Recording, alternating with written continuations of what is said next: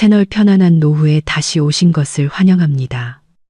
시청자 여러분, 이혼 서류에 서명하는 순간은 아마 모든 여성에게 가슴이 찢어지는 고통일 것입니다. 저 역시 그 순간을 겪었지만 저의 고통은 단순한 결혼 파탄에 그치지 않았습니다. 법원 등록실에서 잉크가 채 마르기도 전에 전 시어머니는 서슴지 않고 저에게 가장 독한 모욕을 퍼부었습니다. 저를 재수없는 흉물, 아들의 앞길을 막는 빌부터 사는 존재라고 불렀죠. 바로 그때 저는 울음 대신 조용히 휴대폰을 꺼내 전화를 걸었습니다. 아버지, 그 김씨 집안 사람 20명 전부 해고해 주세요. 그들은 제가 미쳤다고 생각하며 폭소를 터뜨렸습니다. 하지만 그들은 몰랐습니다. 그날의 그 웃음이 바로 그들의 마지막 웃음이 될 줄은. 서울의 무더운 한낮 열기는 강남 법원 등록실 내부의 분위기를 더욱 숨막히게 만들었습니다. 저는 딱딱한 플라스틱 의자에 넋을 잃고 앉아 두 손으로 핸드백 끈을 꽉 움켜쥐었습니다. 제 맞은편에는 방금 전까지 제 남편이었던 김풍이 앉아 있었고 그의 옆에는 그의 어머니 박 여사가 있었습니다. 붉은 도장이 찍힌 이혼 확인서는 마치 3년 결혼 생활의 끝을 알리는 빗자국처럼 탁자 위에 놓여 있었습니다. 저는 황하는 이제 공식적으로 이혼한 여성이 되었습니다. 끝났군. 드디어 끝났어. 박 여사가 침묵을 깬 첫사람이었습니다.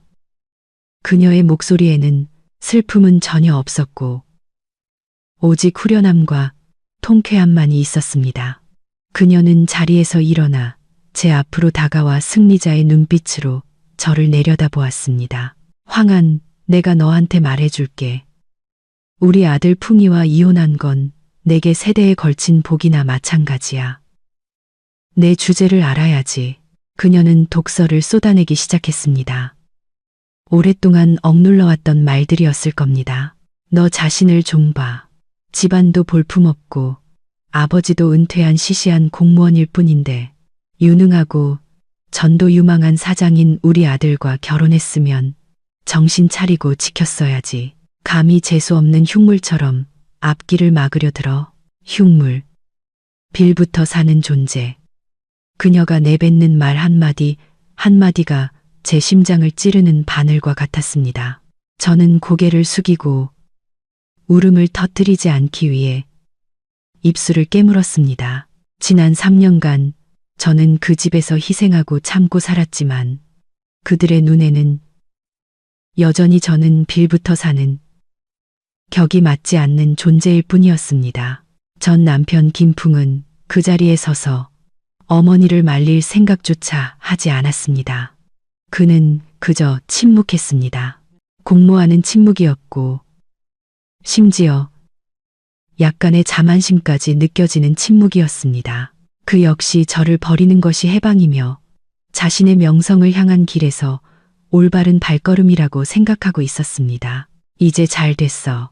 박 여사가 말을 이었습니다. 목소리는 더욱 통쾌해졌습니다. 너 같은 짐덩이가 없으니 우리 아들은 훨씬 더 승승장구할 거야. 그는 가문과 지위가 있는 여자를 만나 사업에 도움을 받을 것이지. 너처럼 집에서 빌부터 살 줄만 아는 종류가 아닐 테니까. 이제 우린 간다.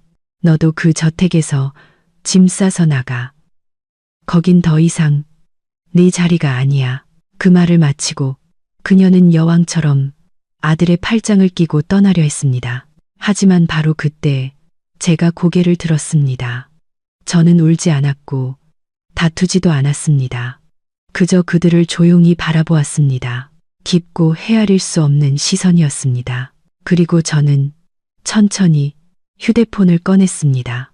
제 행동에 그들은 잠시 멈칫하며 궁금해했습니다. 아마 제가 누구에게 전화해서 울고 하소연하려 한다고 생각했을 겁니다. 저는 아무 말도 하지 않고 익숙한 번호를 눌렀습니다. 수화기 너머에서 따뜻하고 사랑스러운 남자의 목소리가 들려왔습니다. 여보세요, 딸. 일은 다 끝난 거니? 네, 아버지. 다 끝났어요. 저는 대답했습니다. 제 목소리에는 고통 대신 이상하리만큼 평온함이 서려 있었습니다. 이제 아빠한테 부탁할 작은 일이 하나 있어요. 저는 팔짱을 끼고 비웃는 표정으로 서 있는 박 여사와 김풍 모자를 흘끗 보았습니다. 저는 휴대폰에 대고 크게 말하지는 않았지만 그들이 한마디 한마디를 모두 들을 수 있을 만큼 또렷한 목소리로 말했습니다. 아버지, 그 전시댁 김씨 가문에 20명 전부 해고해 주세요. 그 결정이 바로 다음 주 월요일 아침에 효력이 발생하게 해주세요. 단 한 명도 빠짐없이요. 법원 등록실 전체가 죽음과 같은 침묵에 잠겼습니다. 박 여사와 김풍 모두 충격으로 얼어붙었습니다. 그들은 저를 이상한 생물 보듯 쳐다보았습니다. 제가 무슨 말을 하는지 이해하지 못했습니다. 하나그룹, 도룩세, 그것은 김풍이 사장으로 일하는 회사였고 박 여사가 자랑스럽게 자신의 일가 친척 20명이 넘는 사람들을 꽂아 넣어 한가롭게 놀고 먹게 했던 바로 그곳이었습니다. 20명 해고. 제 말은 그들에게 터무니없는 이야기처럼 들렸습니다. 몇 초 후 박 여사가 가장 먼저 폭소를 터뜨렸습니다. 그녀는 눈물까지 흘리며 배꼽을 잡고 웃었습니다. 마치 세상에서 가장 우스꽝스러운 농담을 들은 것처럼 말입니다. 하하, 세상에 이해가 미쳤구나. 버려진 충격 때문에 돌았어. 그녀는 저를 손가락질하며 아들 김풍에게 말했습니다. 봤지? 지금 연극하는 거야. 지 시시한 공무원 아버지한테 전화해서 네 회사 사람들을 해고하라고 명령하고 있어. 지가 대통령 부인이라도 되는 줄 아나 봐.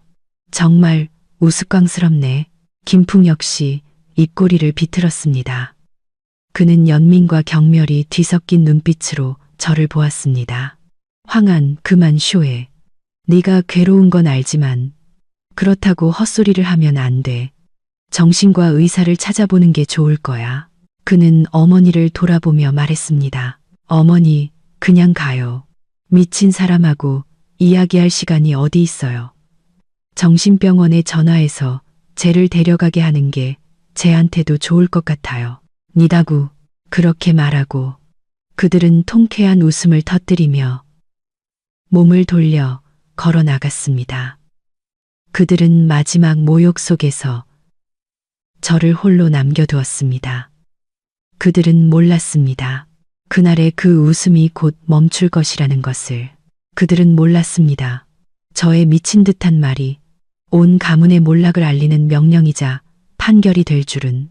제 공무원 아버지에게 건 전화는 실제로 실행되었습니다. 그리고 폭풍은 이제 막 시작되었을 뿐입니다. 법원을 나서는 박 여사 모자의 통쾌한 웃음소리가 차가운 이혼 서류와 함께 홀로 남겨진 제 귓가에 계속 맴돌았습니다. 쟤를 정신병원에 넣어. 김풍의 마지막 말은 제 가슴에 깊은 상처를 남겼습니다. 미쳤다고요? 그래요. 어쩌면 저는 정말 미쳤었는지도 모릅니다. 3년 동안 지속된 맹목적인 사랑이라는 광기 속에 말입니다. 저는 택시에 앉아 창밖으로 빠르게 스쳐 지나가는 사람들을 바라보았습니다. 서울은 여전히 분주하고 시끄러웠지만 제 마음은 텅 비어 있었습니다. 저는 울지 않았습니다. 오랜 가식과 배신 속에서 눈물은 이미 말라버린 것 같았습니다. 이제 제 머릿속에는 오직 기억의 조각들. 제가 만들었지만 결국 제가 유일한 희생자가 된 한 편의 연극에 대한 느린 영상만이 남아 있었습니다. 3년 전의 황하는 평범한 여자가 아니었습니다. 저는 황룡그룹 캉그리영 그룹의 황룡 회장 캉영의 외동딸이었습니다. 황룡그룹은 국내에서 가장 큰 다각적 대기업 중 하나였습니다. 호의호식하며 자란 제 주변에는 돈과 지위만을 깼는 한량들. 저에게 접근하려는 이들이 끊이지 않았습니다. 저는 상류층의 너무나 많은 가식적인 사랑과 정략 결혼을 목격했고 두려움을 느꼈습니다. 저는 진정한 사랑을 갈망했습니다. 저라는 사람 그 자체를 사랑해줄 남자, 황씨 가문의 아가씨라는 꼬리표 때문이 아닌 사람을 찾고 싶었습니다. 그래서 저는 제 인생에서 가장 미친 짓을 하기로 결정했습니다. 저는 아버지 황용 회장에게 평범한 사람의 삶을 살 수 있도록 허락해달라고 간청했습니다. 스스로 일하고, 스스로 경험하고, 스스로 행복을 찾고 싶었습니다. 저를 극진히 사랑하고 아끼시는 아버지는 오랜 고민 끝에 동의하셨지만 한 가지 조건을 달았습니다. 저를 실제로 고통받게 두지는 않겠다는 것입니다. 아버지는 항상 뒤에서 저를 보호하고 지켜보겠다고 하셨습니다. 그렇게 평범한 가족, 연극이 시작되었습니다.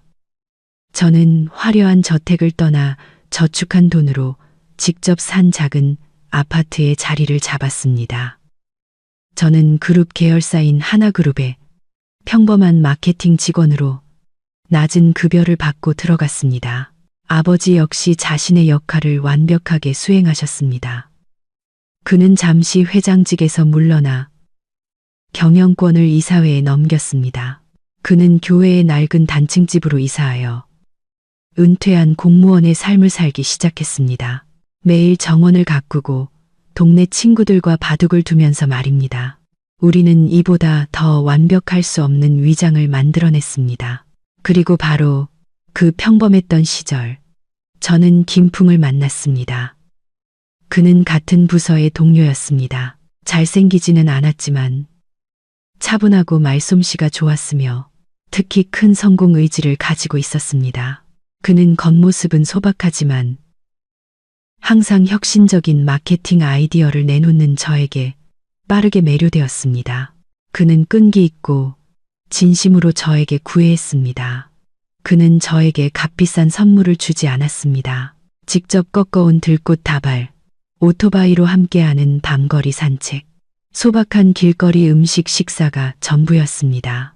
그는 제게 자신의 어려운 가정 형편에 대해 이야기했고, 고향에 계신 노모와 어머니께 효도하기 위해 확고한 경력을 쌓고 싶다는 열망을 말했습니다.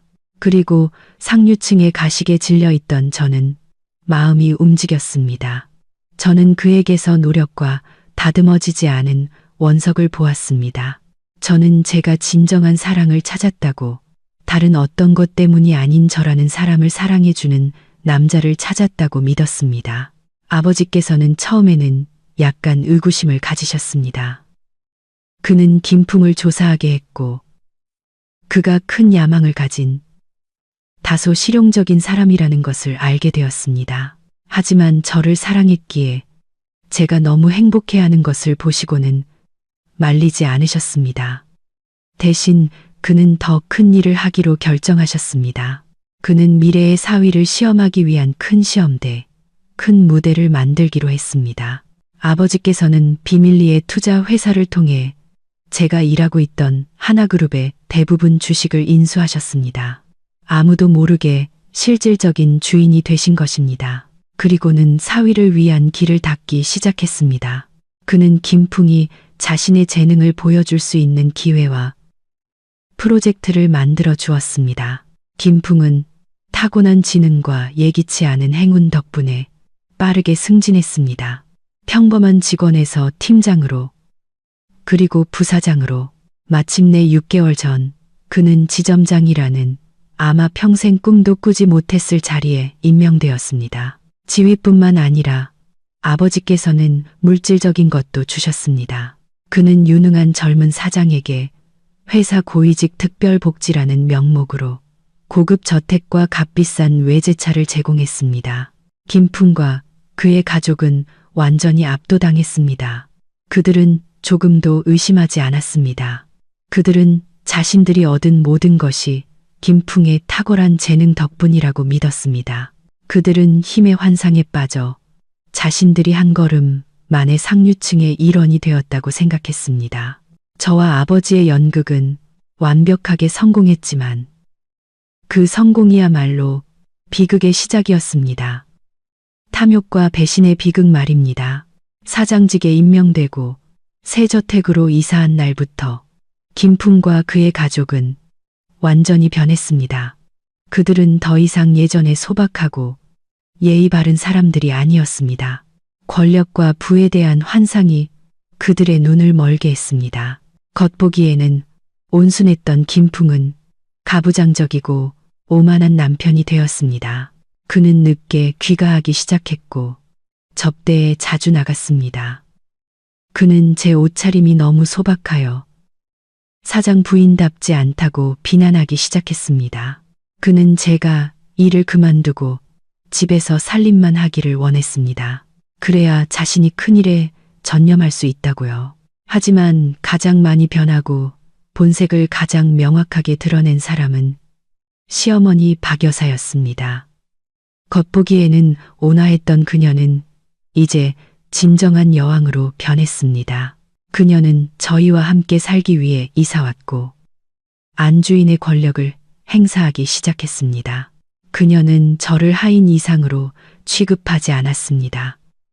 집안의 모든 일, 식사 준비, 빨래, 청소는 모두 저 혼자 감당했습니다. 그녀는 절대로 손 하나 까딱하지 않고 그저 TV를 보거나 이웃과 잡담을 나누고 저에게 이것저것 시키기만 했습니다. 그러나 그녀의 지나친 행동은 여기서 멈추지 않았습니다.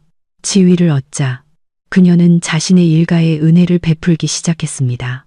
그녀는 김풍에게 사장의 권력을 이용하여 학식 있는 사람부터 빈둥거리는 사람들까지 20명이 넘는 친척들을 하나 그룹에 꽂아 넣으라고 압박했습니다. 그들은 하는 일이 많지 않으면서도 고액의 급여를 받는 편안한 자리에 배치되었습니다. 제 아버지의 회사, 수많은 인재들이 밤낮으로 헌신하는 그 회사는 그들 김씨 가문 전체의 밥그릇이 되어버렸습니다. 돈, 지위, 그리고 회사 내의 탄탄한 친척 제국까지 갖게 되자 그들은 이 모든 것을 은밀하게 만든 저 며느리이자 아내가 눈엣 가시처럼 느껴지기 시작했습니다. 박 여사는 김풍 앞에서 공공연히 저를 비난하기 시작했습니다. 내 마누라 좀 봐. 내게 어울리는 게 뭐가 있니? 가문은 평범하고 본인은 현실에 안주하며 발전할 의욕도 없어. 너는 이제 사장이야. 내 경력에 도움을 줄 수 있는 집안 좋고 지위 있는 여자를 아내로 맞아야지. 계속 이 재수없는 흉물을 옆에 두면 내 발목만 잡을 뿐이야. 잉글은 간다.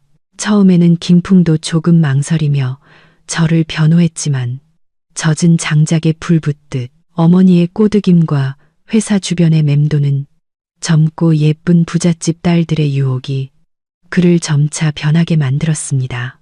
그는 저에게 냉담해지기 시작했습니다. 그는 자주 트집을 잡으며 싸움을 걸었습니다. 그리고 올 것이 오고야 말았습니다. 이혼하기 한 달 전 저는 우연히 진실을 발견했습니다.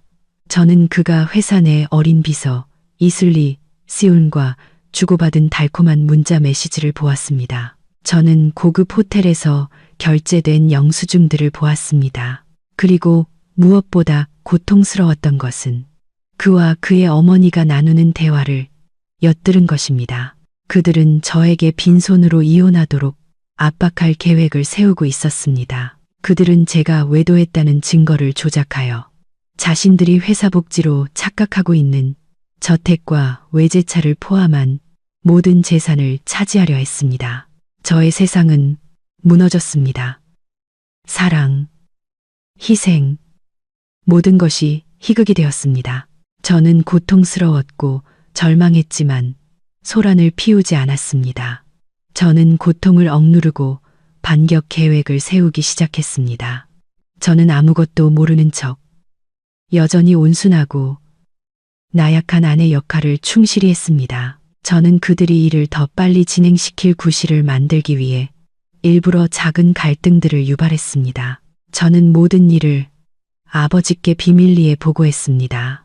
아버지께서는 모든 이야기를 들으신 후 격노하셨습니다. 그는 즉시 나서고 싶어 하셨지만 제가 말렸습니다. 아버지, 이번 한 번만 저를 믿어주세요. 제 손으로 이 연극의 막을 내리고 싶어요. 아버지께서는 동의하셨습니다. 그는 마지막 순간까지 무력하고 딸을 걱정하는 은퇴한 공무원의 역할을 저와 함께 완벽하게 수행하기로 했습니다. 그리고 저는 기다렸습니다. 그들이 가장 자신만만하고 가장 통쾌해하고 그들이 공식적으로 저에게 이혼을 선고하는 날을 기다렸습니다. 그리고 그날이 바로 오늘 법원이었습니다. 그들의 넘치는 탐욕과 교만은 결국 회복 불가능한 몰락이라는 대가를 치르게 될 것입니다. 그 문자 메시지를 읽은 밤, 저의 세상은 무너졌습니다. 3년간의 사랑, 신뢰, 희생, 모든 것이 제가 되어 흩어졌습니다. 제가 그토록 사랑했던 남자, 저의 모든 신분과 밝은 미래까지 포기하고 가정을 이루려 했던 그 남자는 결국 배신자였습니다. 제가 진심으로 섬겼던 시댁은 저를 뜯어먹으려고 기다리는 독수리 떼였습니다.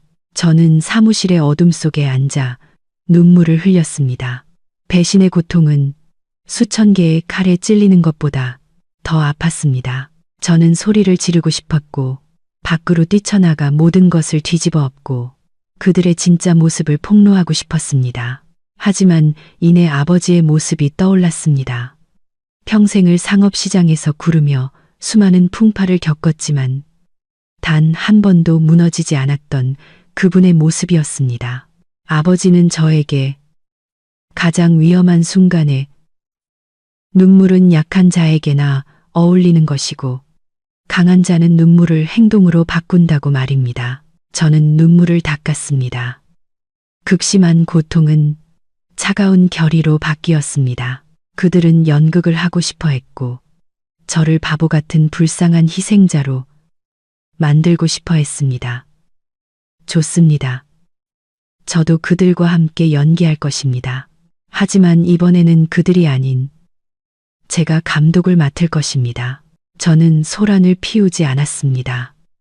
다음 날 저는 여전히 온순하고 나약한 아내 황안으로 돌아갔습니다. 저는 여전히 김풍의 아침 식사를 준비했고 그가 출근할 정장을 다림질했습니다. 하지만 제 마음속에서는 복수 계획이 구체화되기 시작했습니다. 저는 단순히 이혼하고 떠나는 것으로는 만족할 수 없었습니다. 그들에게는 너무 쉬운 일이 될 테니까요. 저는 그들의 배신과 끝없는 탐욕에 대해 비싼 대가를 치르게 하고 싶었습니다. 그들이 모든 것을 잃게 하고 싶었습니다.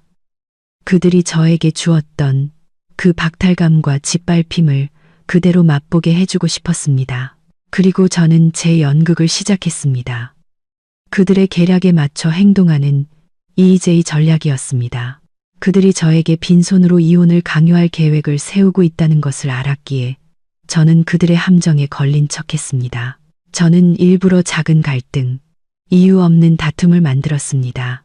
저는 이 결혼 생활에 점점 지치고 실증을 느끼는 것처럼 보였습니다. 저는 김풍과 그의 어머니에게 제가 인내심을 잃어가고 있으며 곧 무너질 지경에 이르렀음을 보여주었습니다. 저의 연극은 효과를 보았습니다.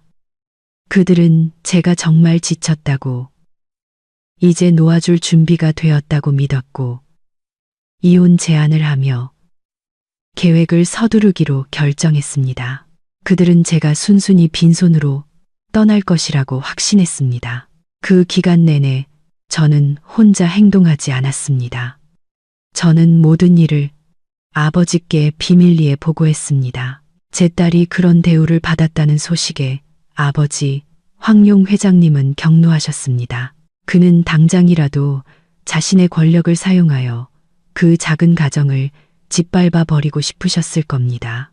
그의 전화 한 통이면 김풍은 사장직을 잃을 뿐만 아니라 다시는 이 비즈니스 세계에서 고개를 들지 못할 수도 있었습니다. 하지만 제가 아버지를 말렸습니다. 아버지, 이번 한 번만 저를 믿어주세요. 저는 단호하게 말씀드렸습니다.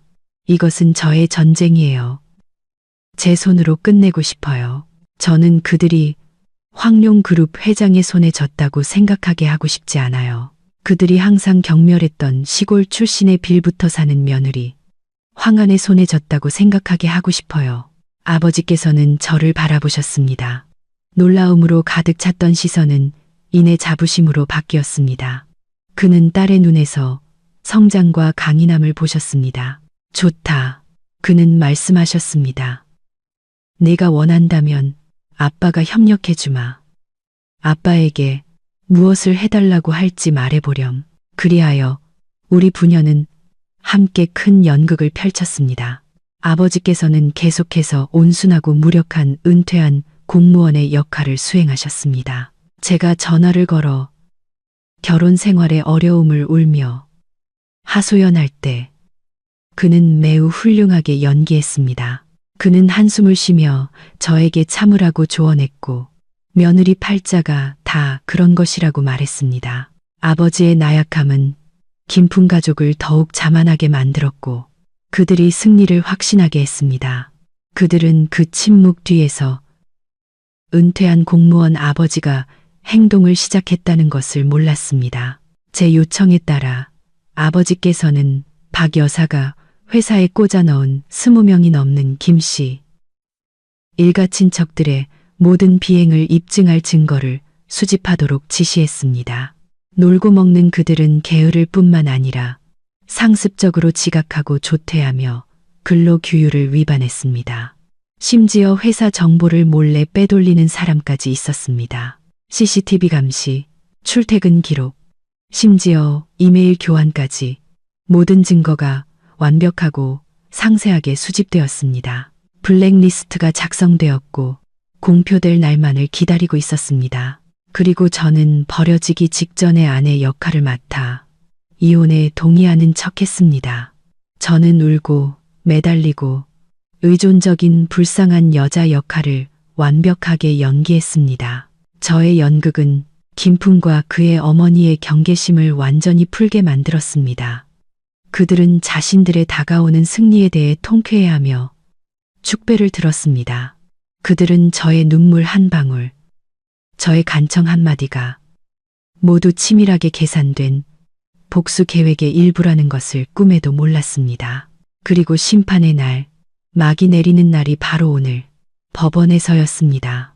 제 공무원 아버지에게 건 전화는 절망 속에서 나온 미친 소리가 아니었습니다. 그것은 하나의 명령, 폭풍의 시작을 알리는 명령이었습니다.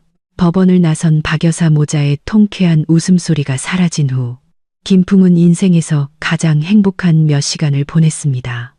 그는 자신이 원했던 모든 것을 얻었습니다. 사장 자리는 확고해졌고 저라는 짐덩이는 순조롭게 처리되었습니다. 그리고 그의 앞에는 부유하고 격이 맞는 새로운 아내와 함께하는 밝은 미래가 펼쳐져 있었습니다. 그날 밤 그는 저택으로 돌아가지 않았습니다.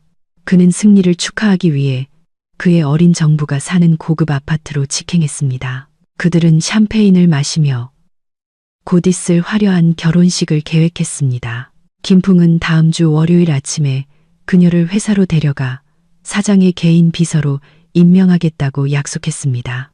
월요일 아침, 김풍은 이보다 더 자만심에 가득 찰 수 없는 태도로 회사에 도착했습니다. 그는 가장 비싼 이탈리아제 정장의 명품 실크 넥타이를 메고 구두를 반짝이게 닦았습니다. 그는 하나그룹의 로비로 들어섰고 권위 있는 미소를 지으며 고개를 들었습니다. 직원들은 그를 보자마자 황급히 일어나 고개를 숙여 인사했습니다. 사장님, 안녕하세요. 그는 건성으로 고개만 끄덕이며 사람들이 자신을 추앙하고 두려워하는 감각을 즐겼습니다.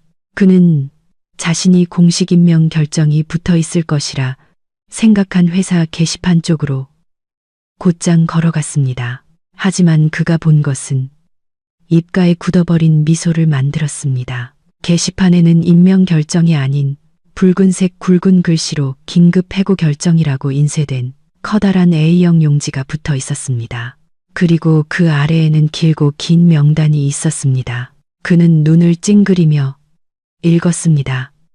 김철수, 김영희, 김광호, 모두 김씨 성을 가진 사람들이었습니다.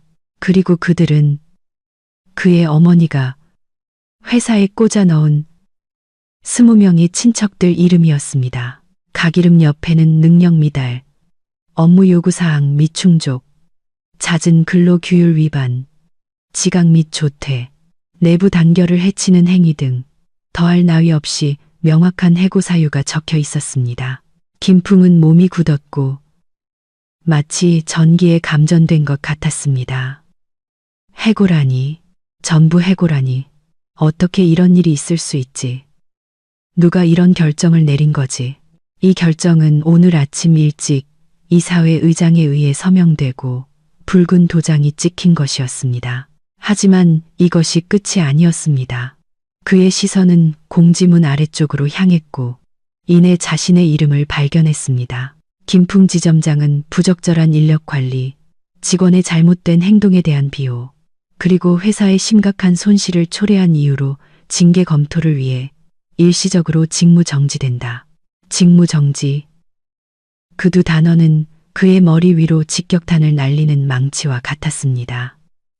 그는 비틀거리며 벽을 붙잡고 겨우 버틸 수 있었습니다. 아니야, 뭔가 착오가 있을 거야.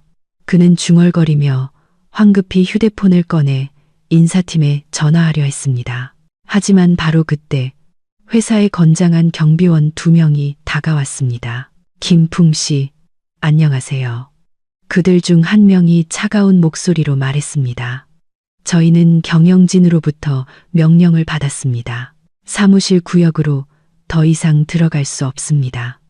개인 물품은 저희가 포장하여 나중에 보내드리겠습니다. 그들은 수백 명의 다른 직원들 앞에서 그를 막아섰습니다. 소동은 모든 사람의 주의를 끌었습니다. 그들은 멀리서 손가락질하며 속삭였습니다.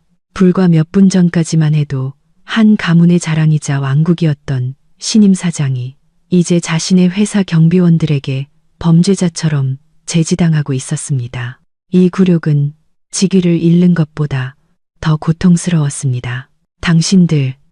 당신들은 이럴 권리가 없어.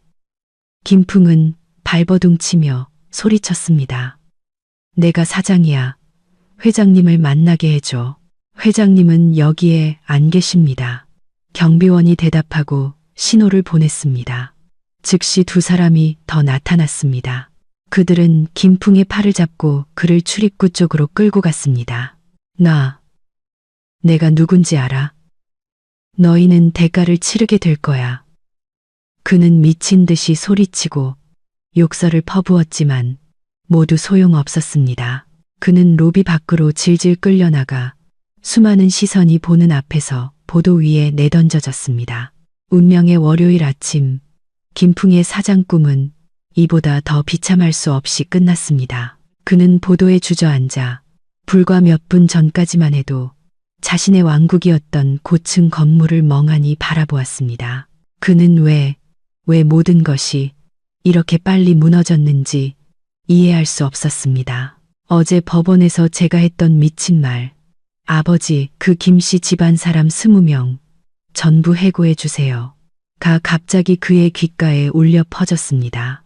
믿을 수 없는 무서운 진실이 그의 머릿속에서 희미하게 떠오르기 시작했습니다. 설마 그 은퇴한 공무원 아버지가 김풍이 자신이 뽐내던 회사에서 쫓겨나는 극심한 굴욕을 겪고 있는 동안 다른 곳에서는 그의 어머니 박 여사에게도 악몽이 닥치고 있었습니다.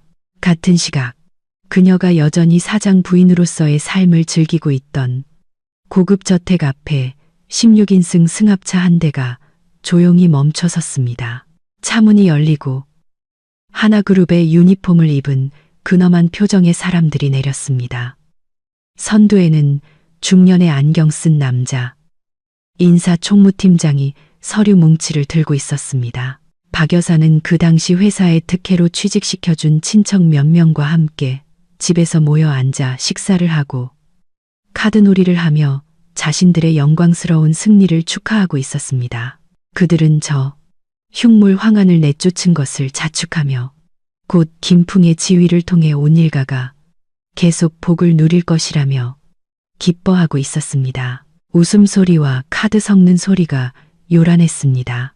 그들은 재앙이 이미 문 앞에 닥쳤다는 것을 전혀 알지 못했습니다. 초인종이 울렸고 가정부가 황급히 나가 문을 열었습니다. 정장 차림의 엄숙한 무리를 보고 그녀는 조금 놀랐습니다. 실례합니다만 누구를 찾으십니까? 팀장은 대답하지 않고 안을 들여다보았습니다.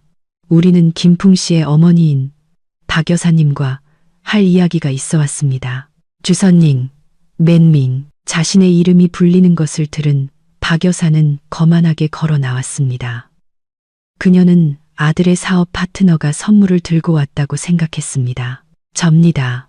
무슨 일로 오셨습니까? 그녀는 으스대는 말투로 물었습니다. 팀장은 돌려 말하지 않고 바로 본론으로 들어갔습니다. 안녕하세요. 저는 하나그룹의 대표입니다. 저희는 오늘 이사회에서 내려진 결정을 이행하기 위해 여기에 왔습니다. 그가 신호를 보내자 다른 직원이 붉은 도장이 찍힌 문서를 박 여사 앞에 내밀었습니다. 이것은 공용주택 회수 결정입니다. 그는 감정 없는 차가운 목소리로 말했습니다. 공용주택 회수라니요. 박 여사는 눈살을 찌푸렸습니다. 그녀는 아직 상황을 이해하지 못했습니다. 무슨 말을 하는 거예요? 어느 집을 말하는 거예요? 여긴 내 아들 김풍 사장의 집이야. 여사님, 오해가 있으신 것 같습니다. 팀장은 끈기 있게 그러나 단호하게 대답했습니다. 이 저택은 김풍 씨가 사용하던 외제차와 함께 회사의 자산입니다. 김풍 씨가 사장직을 맡고 있는 동안 고위직 복지의 일환으로 제공된 공용주택과 공용 차량입니다. 그는 잠시 멈췄다가 단호하게 말을 이었습니다. 그리고 현재 김풍 씨는 사장직에서 해임되었으므로 회사 규정에 따라 이 모든 복지 혜택은 회수됩니다. 여사님과 관련 없는 모든 분들은 24시간 이내에 개인 물품을 정리하여 이 저택에서 퇴거해 주시기를 요청합니다. 24시간. 마치 운명의 조롱 같았습니다. 팀장의 말 한마디 한마디가 박 여사의 머리 위로 연속적으로 떨어지는 쇠망치 같았습니다. 공용주택, 공용차량, 해임. 그녀가 자랑스러워하고 여기저기에 뽐냈던 모든 것이 결국 그녀 아들의 소유가 아니었습니다. 모두 빌린 물건이었고 이제 그들이 되찾으러 온 것입니다. 안 돼. 그럴 리 없어. 박 여사는 소리쳤습니다. 그녀는 더 이상 우아한 겉모습을 유지할 수 없었습니다. 거짓말이야. 여긴 내 아들이 돈 주고 산 집이라고. 당신들은 사기꾼들이야. 그녀는 달려들어 결정서를 찢으려 했지만 함께 온 두 직원이 재빨리 막았습니다. 여사님, 협조해 주시기를 바랍니다.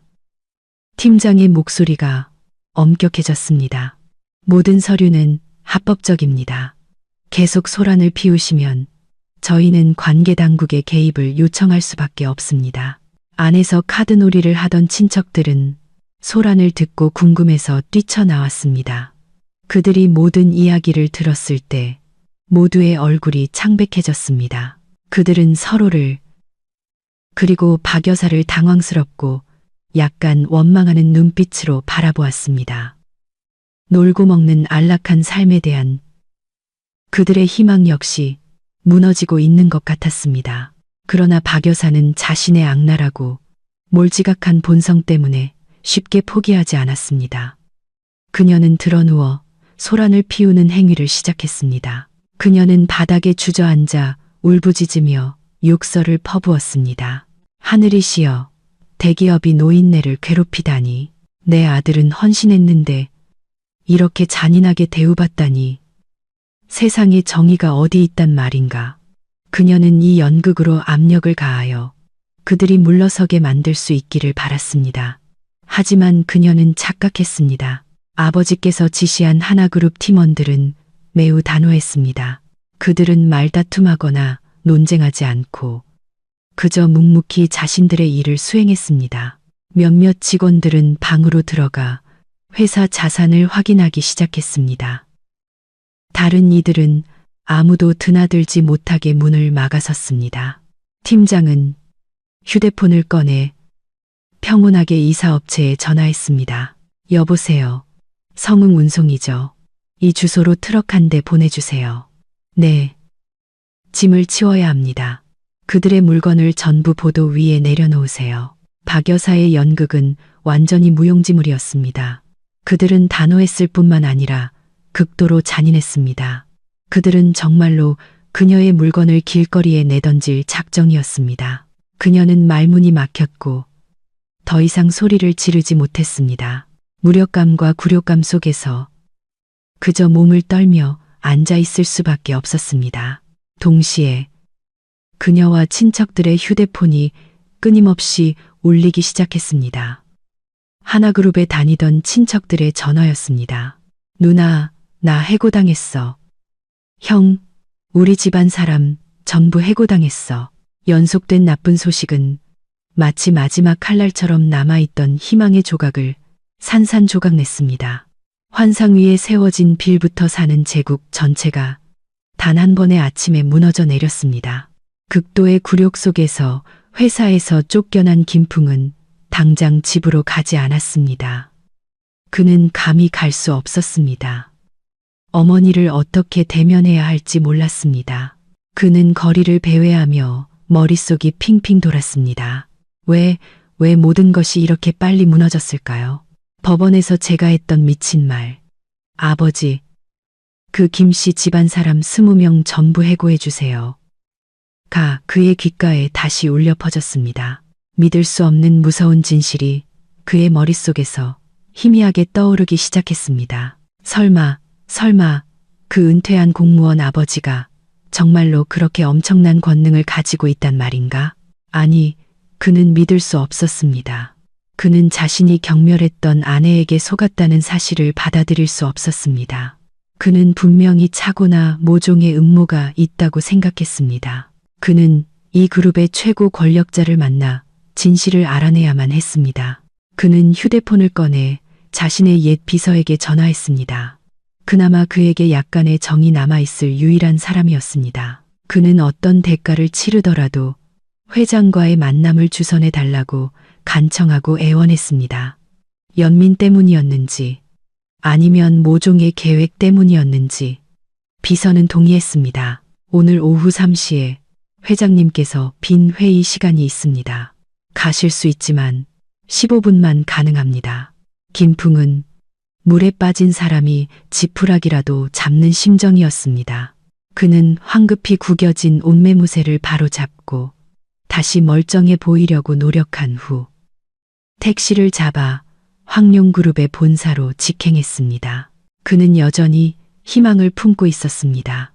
회장님을 만나 자신의 재능을 보여줄 수만 있다면 그분이 생각을 바꾸실 수도 있을 것이라고 말입니다. 그는 이사회가 있는 가장 높은 층으로 안내받았습니다. 그는 심호흡을 하고 문을 두드린 후 들어섰습니다. 그러나 내부의 풍경은 그를 또다시 얼어붙게 만들었습니다. 이것은 개인적인 만남이 아니었습니다.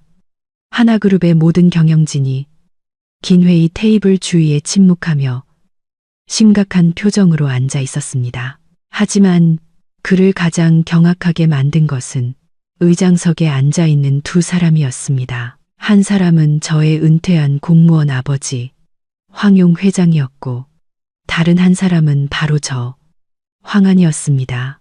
황용 회장은 더 이상 온순하고 고통스러워하는 모습이 아니었습니다. 그는 완벽하게 재단된 정장을 입고 있었으며 자신의 왕좌에 앉아 있는 군주처럼 위엄있고 당당한 태도를 풍겼습니다. 저 역시 소박하고 순종적인 아내가 아니었습니다.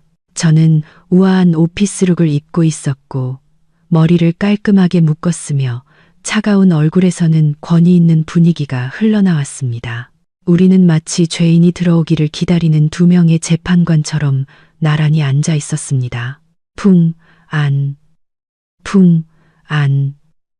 그는 더듬거렸습니다. 무슨 일이 일어나고 있는지 이해할 수 없었습니다. 왜 저와 제 아버지가 여기에 그 자리에 앉아 있는 것일까요? 안녕하세요, 김 사장. 제가 먼저 입을 열었습니다. 제 목소리는 아내의 목소리가 아닌 차갑고 거리를 두는 상사의 목소리였습니다. 앉으세요. 김풍은 어색하게 의자를 끌어당겨 앉았습니다. 그는 저와 제 아버지를 번갈아 보며 머리가 완전히 텅 비었습니다.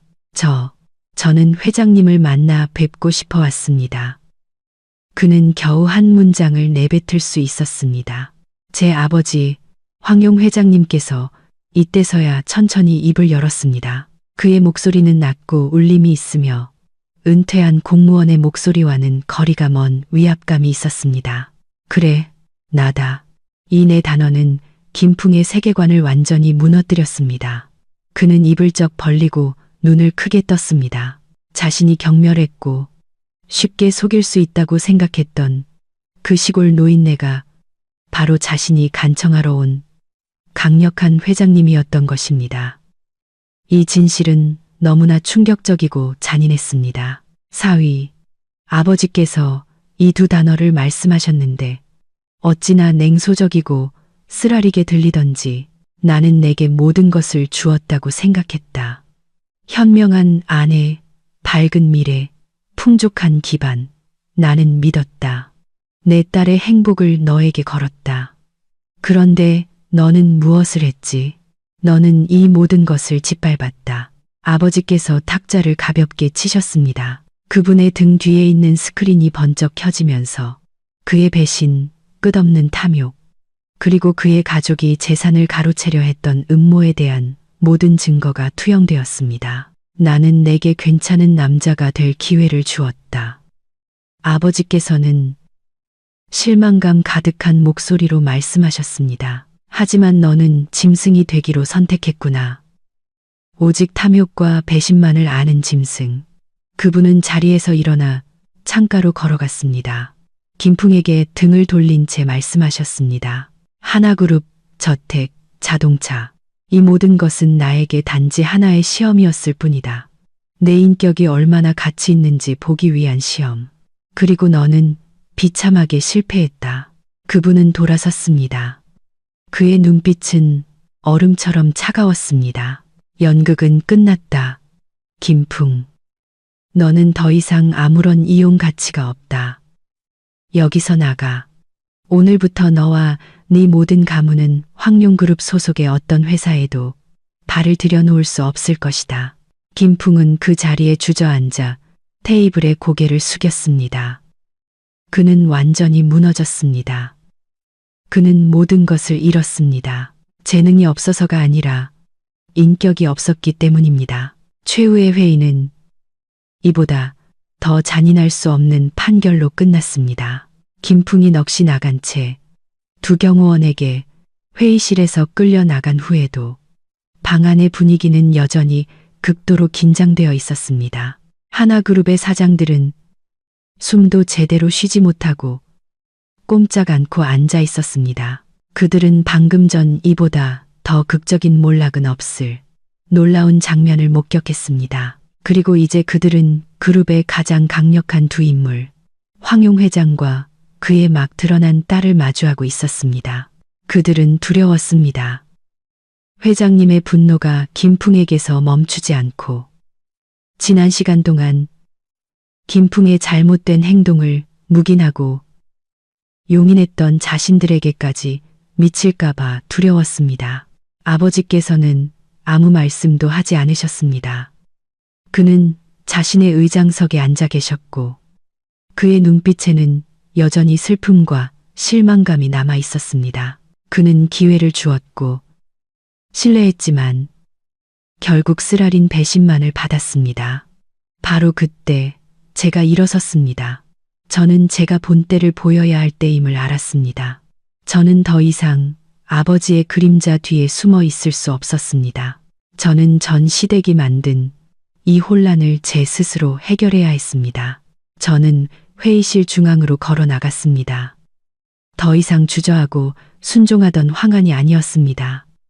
저는 황룡그룹의 후계자였습니다.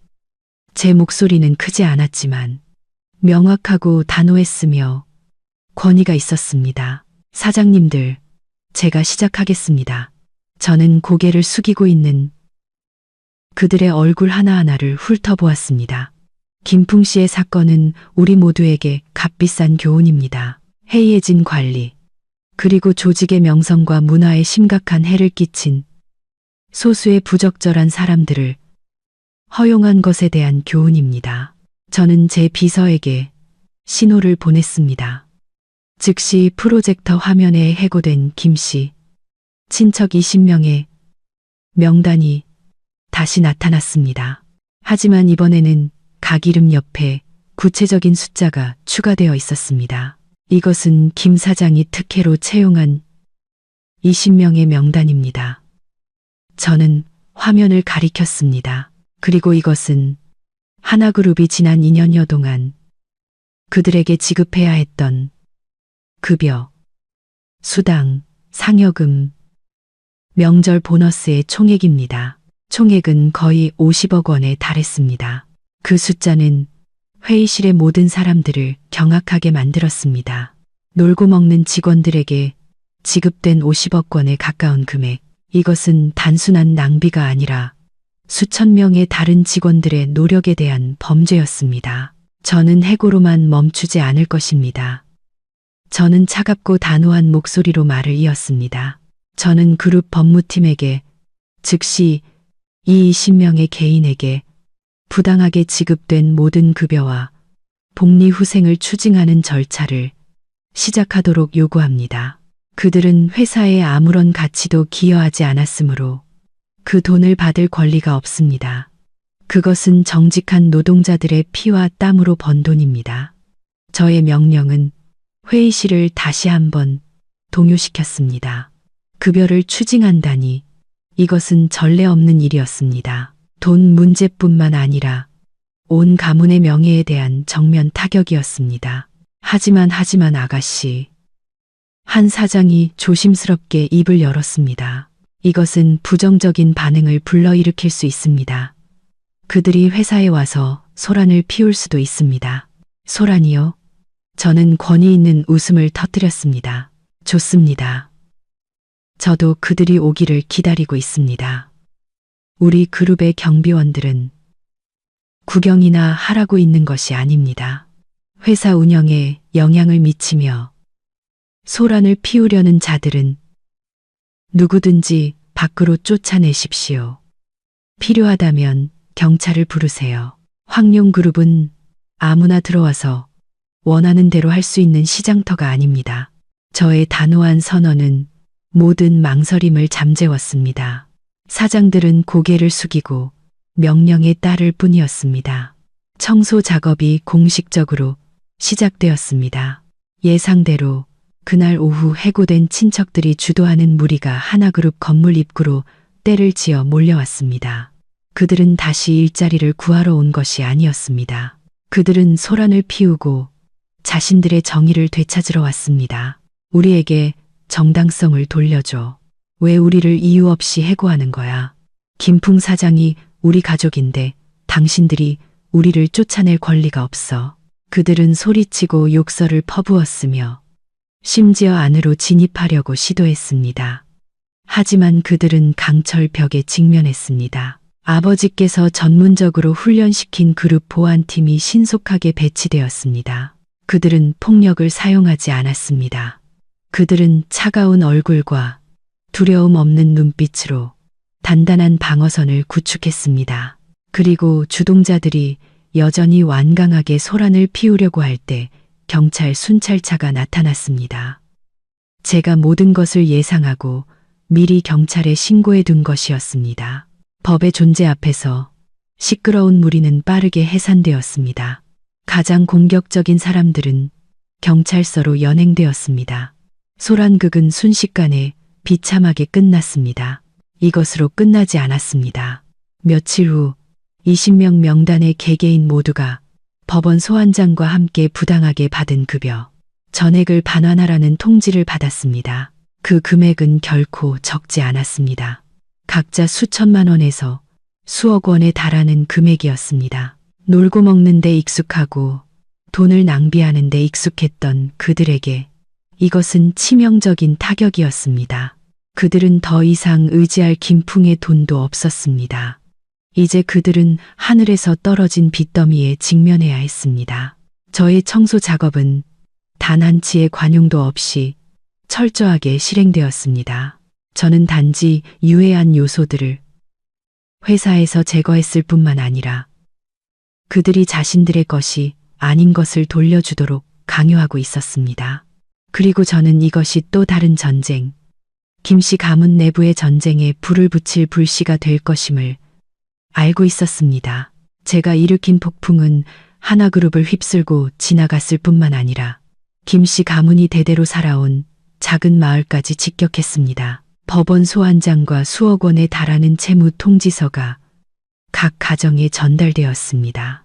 김씨 가문 전체는 벌집을 쑤신 듯 난리가 났습니다. 그들은 믿을 수 없었습니다. 불과 몇 달 전만 해도 그들은 도시의 큰 회사의 자녀들이 취직하여 매달 돈을 보내는 것에 대해 기뻐하고 자랑스러워했습니다. 이제 그들은 일자리를 잃었을 뿐만 아니라 거대한 빚까지 짊어져야 했습니다. 그리고 곧 공황은 분노로 바뀌었습니다. 하지만 그 분노는 저나 황룡그룹을 향하지 않았습니다. 그것은 이 모든 것을 초래한 장본인 박 여사 모자를 향했습니다.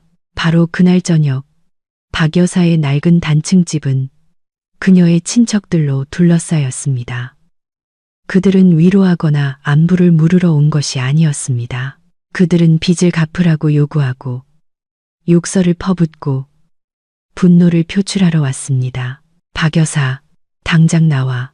두 아들이 해고된 먼 친척 아저씨가 문을 쾅쾅 두드리며 소리쳤습니다. 당신이 애들한테 고임금의 편한 일자리라고 해서 올려보냈잖아. 그런데 지금 이게 뭐야? 일자리를 잃은 것도 모자라 빚까지 갚으래. 어떻게 할 거야? 다른 친척 아주머니는 울면서 하소연했습니다.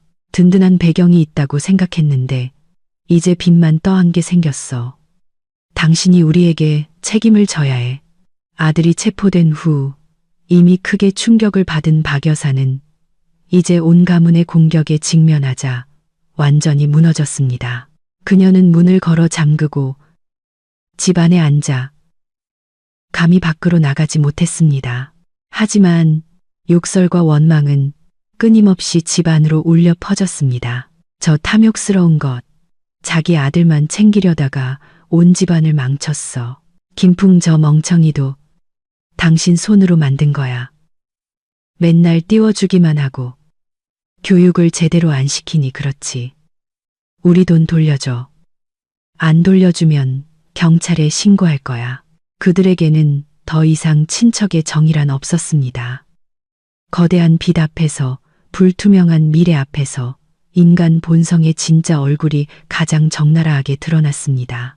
그들은 서로를 물어뜯기 시작했습니다. 박 여사에게 가장 아첨했던 사람들이 이제 가장 심하게 그녀를 욕했습니다. 박 여사가 항상 단결하고 서로 사랑한다고 자랑했던 김씨 가문은 돈 때문에 산산조각 났습니다. 임시 구치소에 있던 김풍 역시 분노에서 벗어날 수 없었습니다. 그는 온 가문의 죄인이 되었습니다. 아무도 그를 면회 오지 않았고 아무도 격려의 말을 보내지 않았습니다. 그들은 오직 원망과 욕설만을 보냈습니다. 그는 자신의 인생뿐만 아니라 온 가문을 진흙탕 속으로 끌고 들어간 것입니다.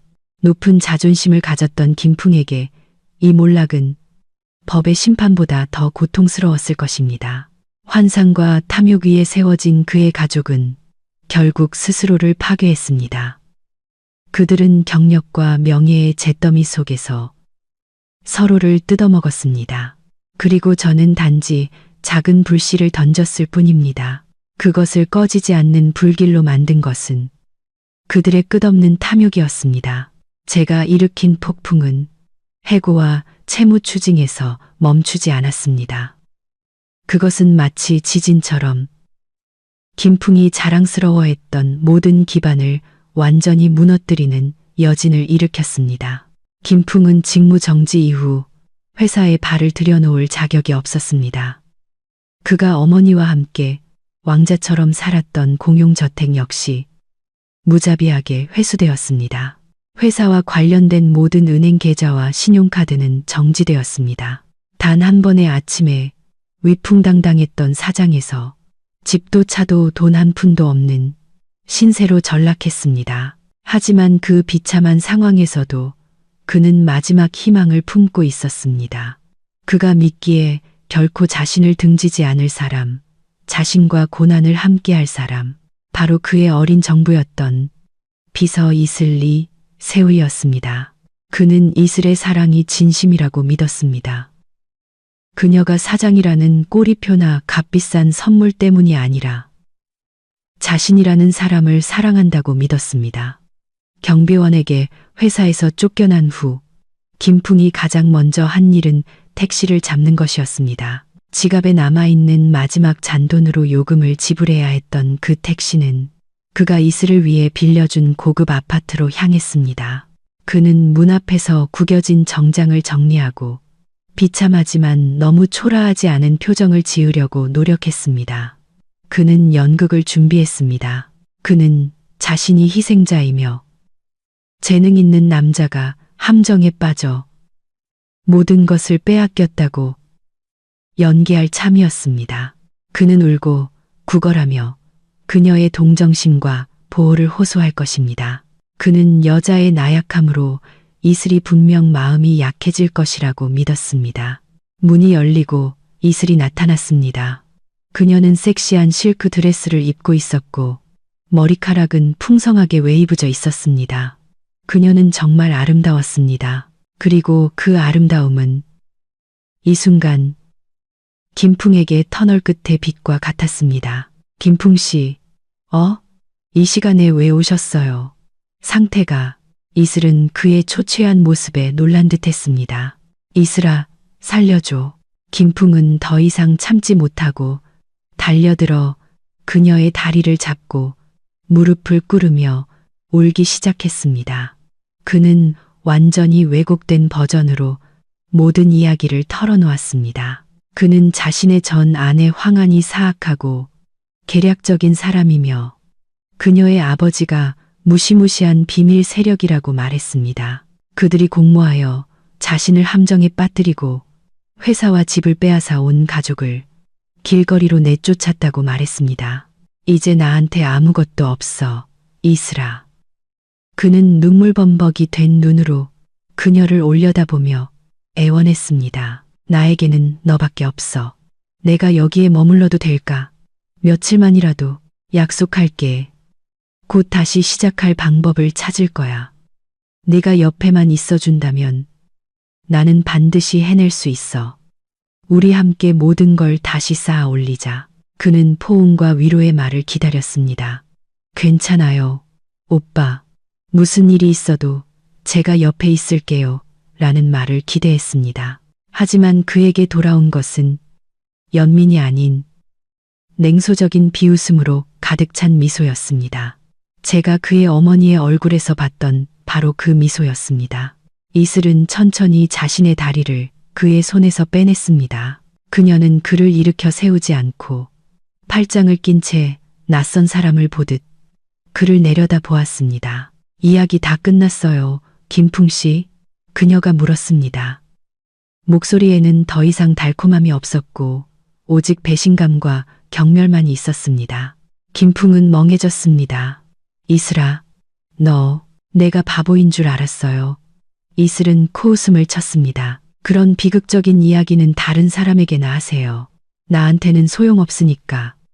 당신의 그 연극, 난 이미 다 알고 있어요. 그녀는 휴대폰을 꺼내 한 기사를 보여주었습니다. 그날 가장 뜨거운 기사였습니다. 제목은 황룡그룹 아가씨의 전 남편, 김풍, 명성의 정점에서 수치스러운 나락으로였습니다. 이 기사는 그가 장인에게 지원받은 것부터 시작해 그의 배신행위, 그리고 법원에서 그의 어머니가 벌인 모욕적인 연극까지 모든 것을 폭로했습니다. 봐요. 이제 서울 전체가 당신의 진짜 얼굴을 알아요. 당신은 해고되었고, 집은 회수되었고, 친척들은 줄줄이 해고당했어요. 이런 일을 숨길 수 있을 거라 생각했어요. 그녀는 근처 소파에 앉아 다리를 꼬았습니다. 예전의 요조 숙녀 같은 모습은 사라지고 오직 영악한 유흥업소 여성의 실용적인 모습만 남아 있었습니다. 솔직히 말할게요. 김풍 씨. 내가 당신한테 좀 끌리긴 했지만 중요한 건 당신의 돈, 당신이 가지고 있던 그 하나그룹 사장이라는 타이틀 때문이었어요. 나는 당신이 나에게 든든한 기반을 제공할 수 있는 큰 상어, 큰 나무라고 생각했어요. 그녀는 그를 조금의 연민도 없이 바라보았습니다. 하지만 착각이었어요. 당신은 큰 나무가 아니라 처가에 의해 조종되는 기생하는 꼭두각시였을 뿐이에요. 그리고 이제 그들이 줄을 끊었으니 당신은 아무것도 아니에요. 당신은 빈손이에요. 그렇다면 내가 계속 당신 옆에 있어야 할 가치가 뭐가 있다고 생각해요. 이슬의 말 한마디 한마디는 제가 했던 말보다 더 잔인하고 혹독했습니다. 그것은 그들 사이의 기생적인 관계의 진짜 모습을 드러냈습니다. 이슬아, 어떻게 나한테 이렇게 말할 수 있어? 김풍은 완전히 얼어붙었습니다. 내가 너한테 생활비를 대주고 결혼까지 약속했잖아. 결혼? 이슬은 차가운 웃음을 터뜨렸습니다. 순진하게 굴지 마세요. 나는 나에게 부유한 삶을 줄 수 있는 남편이 필요하지. 실패하고 빚만 잔뜩 진 남편은 필요 없어요. 당신은 지금 자기 자신도 돌볼 수 없으면서 뭘로 나를 돌보겠다는 거예요? 그녀는 자리에서 일어나 문 쪽으로 걸어갔습니다. 이제 이 연극은 끝내는 게 좋겠어요. 나가주세요. 이 아파트 임대 계약도 곧 만료되고 나는 이미 새 스폰서를 찾았어요. 그분은 당신보다 훨씬 나아요. 그 말을 마치고 그녀는 문을 활짝 열고 턱짓으로 밖을 가리켰습니다. 꺼져. 문은 김풍의 면전에 대고 쾅 닫혔습니다. 건조하고 단호한 소리였습니다. 배신자는 결국 배신당했습니다. 그는 닫힌 문 앞에서 차가운 복도 조명 아래 서 있었습니다. 그는 정말로 모든 것을 잃었습니다. 아내, 가족, 경력, 그리고 이제 정부까지. 그는 단 한 번의 아침에 모든 것을 가진 남자에서 기댈 곳 없는 사람으로 세상 모두에게 버림받은 존재로 전락했다는 것을 깨달았습니다. 정부에게 매몰차게 버림받은 김풍은 완전히 무너졌습니다. 그는 거리를 방황했고 주머니에는 단 한 푼도 없었습니다. 그는 하루하루를 버틸 돈을 벌기 위해 자신의 휴대폰을 팔아야 했습니다. 그는 다리 밑이나 공원에서 자며 진짜 노숙자의 삶을 살았습니다. 굴욕감, 굶주림, 그리고 뒤늦은 후회가 밤낮으로 그를 괴롭혔습니다. 그에게는 다른 길이 없었습니다. 결국 그는 자신이 가장 하고 싶지 않은 일을 해야 했습니다. 어머니에게 돌아가는 것이었습니다. 그는 어머니가 지내고 있는 허름한 새방을 찾아갔습니다. 박 여사 역시 너무 큰 충격으로 비참한 삶을 살고 있었습니다. 그들 모자는 기쁨 대신 비참함 속에서 재회했습니다. 그들은 서로를 바라보았습니다. 한때 거만하고 자만했던 두 사람은 이제 두 명의 실패자일 뿐이었습니다. 하지만 그들은 서로 의지하고 다시 일어서는 대신 그들의 탐욕스럽고 이기적인 본성이 다시 한번 고개를 들었습니다. 그들은 생계를 위해 일할 방법을 찾지 않고 마지막 계획, 가장 비열한 연극을 모의했습니다. 바로 드러누워 소란을 피우는 행위였습니다. 그들은 저 황한에게 아직 약간의 예정이 남아있을 것이라는 환상을 여전히 품고 있었습니다. 그들이 정말 비참하고 불쌍한 연극을 펼친다면 제가 마음이 약해져서 그들이 하루하루를 살아갈 수 있도록 약간의 돈을 던져줄 것이라고 생각했습니다. 그리하여 그들은 회사나 법원이 아닌 제가 살고 있는 황씨 가문의 화려한 저택을 찾아갔습니다. 그날 아침 제가 아버지와 함께 정원에서 차를 마시고 있을 때 경비원이 황급히 뛰어와 보고했습니다. 회장님, 아가씨, 김풍 씨 모자가 문 밖에서 무릎을 꿇고 울고불고 소란을 피우고 있습니다. 잔드루그, 군간양 있나. 아버지께서는 눈살을 찌푸리셨고 저는 한숨을 쉬었습니다. 저는 이날이 올 것을 알고 있었습니다. 저와 아버지는 문으로 걸어 나갔습니다. 이보다 더 비참할 수 없는 광경이었습니다. 박 여사와 김풍은 너덜너덜하고 더러운 옷차림으로 지나가는 많은 사람들 앞에서 뜨거운 돌바닥에 무릎을 꿇고 있었습니다. 우리가 나타나자 그들은 기어서 철문으로 다가와 문을 붙잡으려 했습니다. 아나, 내 며느라, 박 여사가 소리쳤습니다. 햇볕에 그을린 목소리는 쉬어 있었습니다. 엄마가 잘못했어. 용서해다오. 봐라, 풍이 엄마랑 풍이는 이제 아무것도 없어. 굶어 죽게 생겼단다. 불쌍히 여겨서 우리가 살 길을 열어다오. 김풍 역시 뒤처지지 않았습니다. 그는 고개를 숙이고 철창에 머리를 박으며 건조한 소리를 냈습니다. 아나, 내가 잘못했어. 나는 개자식이었어.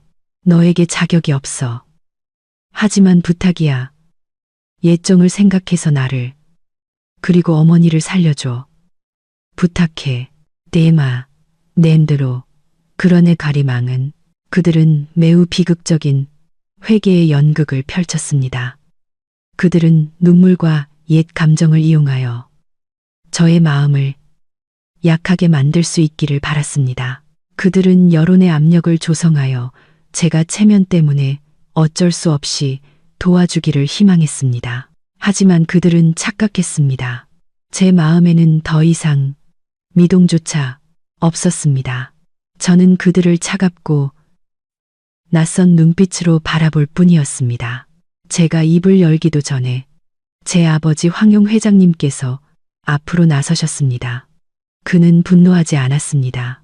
그는 그들 모자를 이보다 더 경멸할 수 없는 눈빛으로 바라보았습니다. 두 사람. 연극은 충분히 했나? 그의 목소리는 낮고 위엄이 있어 그들 모자는 즉시 입을 다물었습니다. 예정이라. 너희들이 내 딸을 법원에서 모욕했을 때 그 정은 어디 있었나? 너희들이 그 애의 재산을 가로채려 계획했을 때 그 정은 어디 있었나? 그는 김풍을 가리켰습니다. 그리고 너도 후회한다고 말했지. 네가 후회하는 건 네 손으로 금광을 버린 것을 아까워하는 것이 아니냐?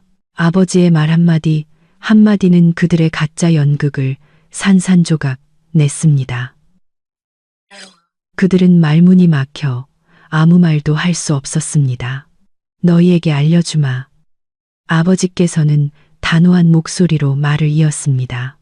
우리 황씨 가문은 은혜를 모르는 배신자들에게 자선을 베푸는 습관이 없다. 너희 스스로가 초래한 일이니 너희 스스로가 그 결과를 감당해라.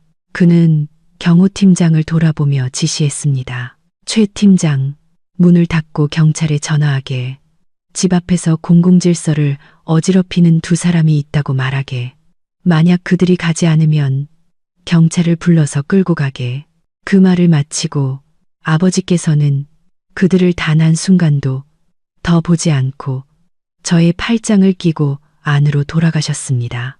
무거운 철문이 천천히 닫히며 그들 모자를 극심한 굴욕과 절망 속에 가두었습니다. 마지막 드러눕기 연극은 이보다 더 잔인할 수 없이 막을 내렸습니다. 그리고 그것이 제가 제 인생에서 그들을 본 마지막이었습니다. 황씨 저택 문 앞에서 실패한 그들의 소란 연극은 박 여사 모자의 모든 희망에 종지부를 찍었습니다. 무거운 철문이 쾅 닫혔을 때 그것은 단지 그들을 내부의 부유한 세계와 분리했을 뿐만 아니라 구원으로 향하는 마지막 문까지 닫아버린 것이었습니다. 그들은 저에게서뿐만 아니라 사회와 심지어 자신의 친척들에게까지 무자비하게 버림받았습니다. 경찰의 출현은 단지 경고였지만 그것만으로도 그들은 두려움에 떨며 지나가는 사람들의 호기심과 경멸 속에서 도망쳐야 했습니다. 그들은 더 이상 갈 곳이 없었습니다. 그들의 가짜 번영과 비참한 몰락을 모두 목격한 서울에 계속 머무를 면목이 없었습니다. 결국 그들은 짐을 챙겨 밤차를 타고 고향으로 돌아갈 수밖에 없었습니다. 하지만 그들이 마지막 피난처가 될 것이라 생각했던 고향집 역시 더 이상 평화롭지 않았습니다. 제가 하나그룹에서 일으킨 폭풍은 이 작은 마을까지 퍼져나갔습니다. 해고 통보와 법원의 채무 독촉장을 받은 김씨 가문의 20가구, 20명의 친척들은 자신들의 원한을 행동으로 바꿨습니다. 그들은 더 이상 자신들에게 부유한 삶을 약속했던 큰언니 박 여사를 존중하지 않았습니다. 매일 박 여사의 낡은 단층집은 사람들로 둘러싸였습니다. 그들은 안부를 묻거나 위로하러 온 것이 아니었습니다. 그들은 욕설을 퍼붓고 빚을 갚으라고 요구하며 분노를 쏟아내러 왔습니다. 모든 것을 잃고 이미 무너진 박 여사는 이제 온 가문의 공격에 직면하자 완전히 좌절했습니다. 그녀는 문을 굳게 닫고 집 안에 앉아 두려움과 굴욕감 속에서 몸을 떨었습니다. 하지만 욕설과 원망은 쉬지 않고 울려 퍼지며 그녀의 정신을 고문하는 판결과 같았습니다. 그녀는 한때 온 가문의 존경을 받던 여성에서 이제 자신의 친척들에게 버림받은 죄인이 되었습니다. 그리고 마침내 법의 마지막 타격이 내려졌습니다. 저의 지시를 받은 황룡그룹 법무팀은 한치의 양보도 없었습니다. 그들은 공식적으로 소송을 제기하여 20명의 개인이 불법적으로 수령한 모든 급여와 복리후생을 반환하도록 요구했습니다. 법원은 반박할 수 없는 증거를 바탕으로 신속하게 판결을 내렸고 각 가정이 하나그룹에 적지 않은 금액을 반환하도록 의무화했습니다. 거대한 채무 추징에 직면하여 친척들은 더 이상 남아있는 애정을 유지하지 못했습니다. 그들은 모두 함께 압력을 가하여 이 모든 것을 초래한 박 여사가 책임을 지고 감당하도록 강요했습니다. 다른 방법이 없었던 박 여사는 이를 악물고 고향의 유일한 가보였던 집을 팔아 빚을 갚아야 했습니다. 남은 것도 거의 없었습니다. 그녀는 진정으로 빈손이 되었습니다.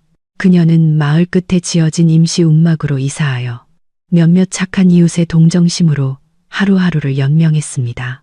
가난한 삶, 질병, 그리고 세상의 냉대는 오직 헛된 명성만을 알던 이 여인을 빠르게 쇠약하게 만들었습니다. 그녀는 더 이상 욕하거나 계획을 꾸미지 않았습니다. 그녀는 홀로 앉아 도시로 향하는 길을 바라보며 혼잣말을 중얼거렸습니다. 그녀는 저를 탓하지 않았습니다. 그녀는 오직 자신의 아들을 탓했습니다. 멍청한 놈, 쓸모없는 놈.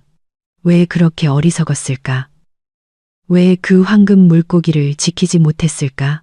그녀는 자신이 그토록 아꼈던 아들에 대한 무한한 자책과 원망 속에서 살았습니다. 그것이 바로 탐욕과 근시안적인 삶을 살았던 인생의 피할 수 없는 결말, 이보다 더 비참할 수 없는 결말이었습니다. 한편 김풍은 어머니 집을 떠난 후 더욱 비참한 삶을 살았습니다. 그는 서울을 떠돌며 생계를 위해 온갖 일을 했습니다. 사장이었던 그는 짐꾼, 벽돌공, 오토바이 배달부까지 해야 했습니다. 하지만 게으르고 허세 가득한 그의 본성은 힘든 육체 노동을 견디지 못했습니다. 그는 빠르게 타락했습니다. 그는 다른 길을 찾았습니다. 더 빨리 돈을 벌 수 있다고 생각한 길, 자신의 말재주에 맞는 길. 2년이 또 흘렀습니다. 저의 삶은 완전히 안정되었고 새로운 빛나는 장으로 접어들었습니다. 저는 더 이상 과거에 얽매이지 않았습니다. 김풍과 그의 가족의 모습은 시간의 먼지가 덮인 먼 기억의 한 구석으로 물러난 것 같았습니다. 저는 그를 다시는 만나지 않을 것이라 생각했습니다. 하지만 운명은 저에게 예전의 모든 안갚음에 대한 완전한 결말을 보여주고 싶어 하는 것 같았습니다. 어느 주말 오후, 저는 아버지와 함께 큰 쇼핑몰을 걷고 있었습니다. 저희는 아버지 친구의 생일 선물을 찾고 있었습니다. 떠들썩한 광고 행사가 열리고 있는 메인홀을 지나가던 중 저는 문득 걸음을 멈췄습니다. 익숙하고 시끄러우며 다소 가식적인 목소리가 제 귀를 때렸습니다. 여러분, 부자가 될 기회는 어렵지 않습니다. 소액의 자본만 투자하면 단 한 달 만에 5배, 10배의 수익을 올릴 수 있습니다. 저희와 함께 하세요. 황금, 건강그룹과 함께 하세요. 저는 고개를 돌렸고 그를 보았습니다. 김풍, 그는 작은 연단 위에 서 있었습니다. 마이크를 들고 있었고 번지르르 하지만 저렴해 보이는 정장을 입고 있었습니다. 그는 다단계 판매 회사에 사람들을 끌어들이기 위해 열정적으로 연설하고 있었습니다. 그의 얼굴은 예전보다 훨씬 마르고 초췌해졌지만 그의 교활한 언변은 더욱 능숙해진 것 같았습니다. 그는 더 이상 사장의 자만심이 아닌 사기꾼의 교활함과 능글거림을 풍겼습니다. 저와 아버지가 서 있는 것을 본 그는 잠시 멈칫했습니다. 그의 얼굴에 당황스러움이 스쳤지만 그는 재빨리 평정심을 되찾았습니다. 그는 도망치지 않고 심지어 저에게 미소를 지었습니다. 마치 우리가 우연히 제외한 낯선 사람들인 양사교적인 미소였습니다.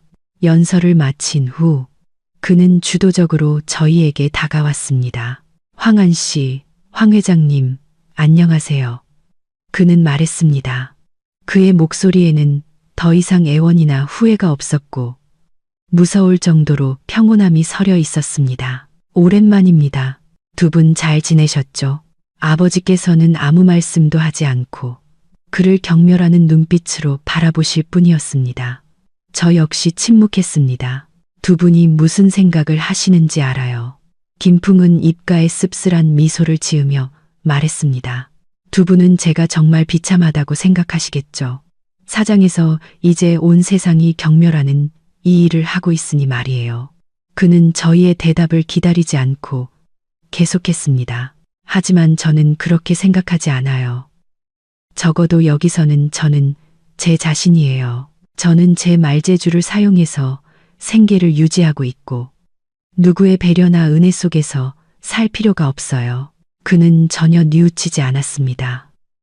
오히려 그는 자신의 새로운 길을 자랑스러워하는 듯했습니다. 그는 자신의 행동을 합리화하며 마지막 남은 자존심을 지키려 했습니다. 김풍, 저는 마침내 입을 열었습니다. 목소리는 평온했습니다. 당신이 틀렸어요. 당신은 누구의 은혜 속에서 산 적이 없어요. 당신에게는 정직하게 성공할 수 있는 아주 큰 기회가 주어졌었어요. 하지만 당신 스스로 그것을 내던진 거예요. 기회라고요? 그는 쓰라린 웃음을 터뜨렸습니다. 당신들은 그걸 기회라고 부르나요? 당신들 손에 있는 꼭두각시처럼 사는 게 기회인가요? 제가 저지른 가장 큰 실수는 당신을 배신한 것이 아니었어요. 그는 제 눈을 똑바로 바라보며 이 사람이 결코 변할 수 없음을 보여주는 말을 내뱉었습니다. 저의 가장 큰 실수는 타겟을 잘못 골랐다는 것입니다. 처음부터 당신처럼 너무 많은 보호막을 가진 큰 물고기를 선택하지 말았어야 했어요. 더 작고 쉬운 먹잇감을 골랐다면 지금처럼 되지는 않았을 겁니다. 그는 자신의 행동을 후회하지 않았습니다. 그는 단지 실패를, 먹잇감을 잘못 고른 것을 아쉬워할 뿐이었습니다. 전문 사기꾼, 꽃뱀의 본성은 이미 그의 피 속에 깊이 박혀 있었습니다. 이 사람에게는 더 이상 할 말이 없었습니다. 저는 그저 고개를 저었습니다. 할 말이 없다는 듯 고개를 저었습니다. 안녕히 가세요. 저는 아버지의 팔짱을 끼고 돌아서며 말했습니다. 당신이 선택한 길에 행운이 있기를. 저희가 몇 걸음 걸어갔을 때 그의 목소리가 뒤따라오는 것을 들었습니다. 적대감과 포기할 수 없다는 듯한 말이었습니다. 언젠가 제가 잃어버린 모든 것을 되찾을 겁니다. 두고 보세요. 저는 뒤돌아보지 않았습니다. 저는 그것이 마지막 환상을 붙잡으려는 실패자의 헛된 말임을 알고 있었습니다. 잿더미 속에서의 재회는 끝이 났습니다. 그리고 그것은 이 사람을 떠난 것이 제 인생에서 가장 올바른 결정이었음을 다시 한번 확인시켜 주었습니다. 쇼핑몰에서 김풍과의 우연하고 쓰라린 만남은 정말 종지부를 찍었습니다. 저의 삶에서 기만으로 얼룩진 한 장에 대한 마지막 작별이었습니다. 그의 마지막 말. 가장 큰 실수는 타겟을 잘못 고른 것. 가장 더 이상 저를 아프게 하지 않았습니다. 오히려 그것은 해독제와 같아서 제가 그에게 품고 있었을지도 모르는 마지막 쓸데없는 연민까지 완전히 씻어냈습니다. 그는 변하지 않았고 앞으로도 변하지 않을 것입니다.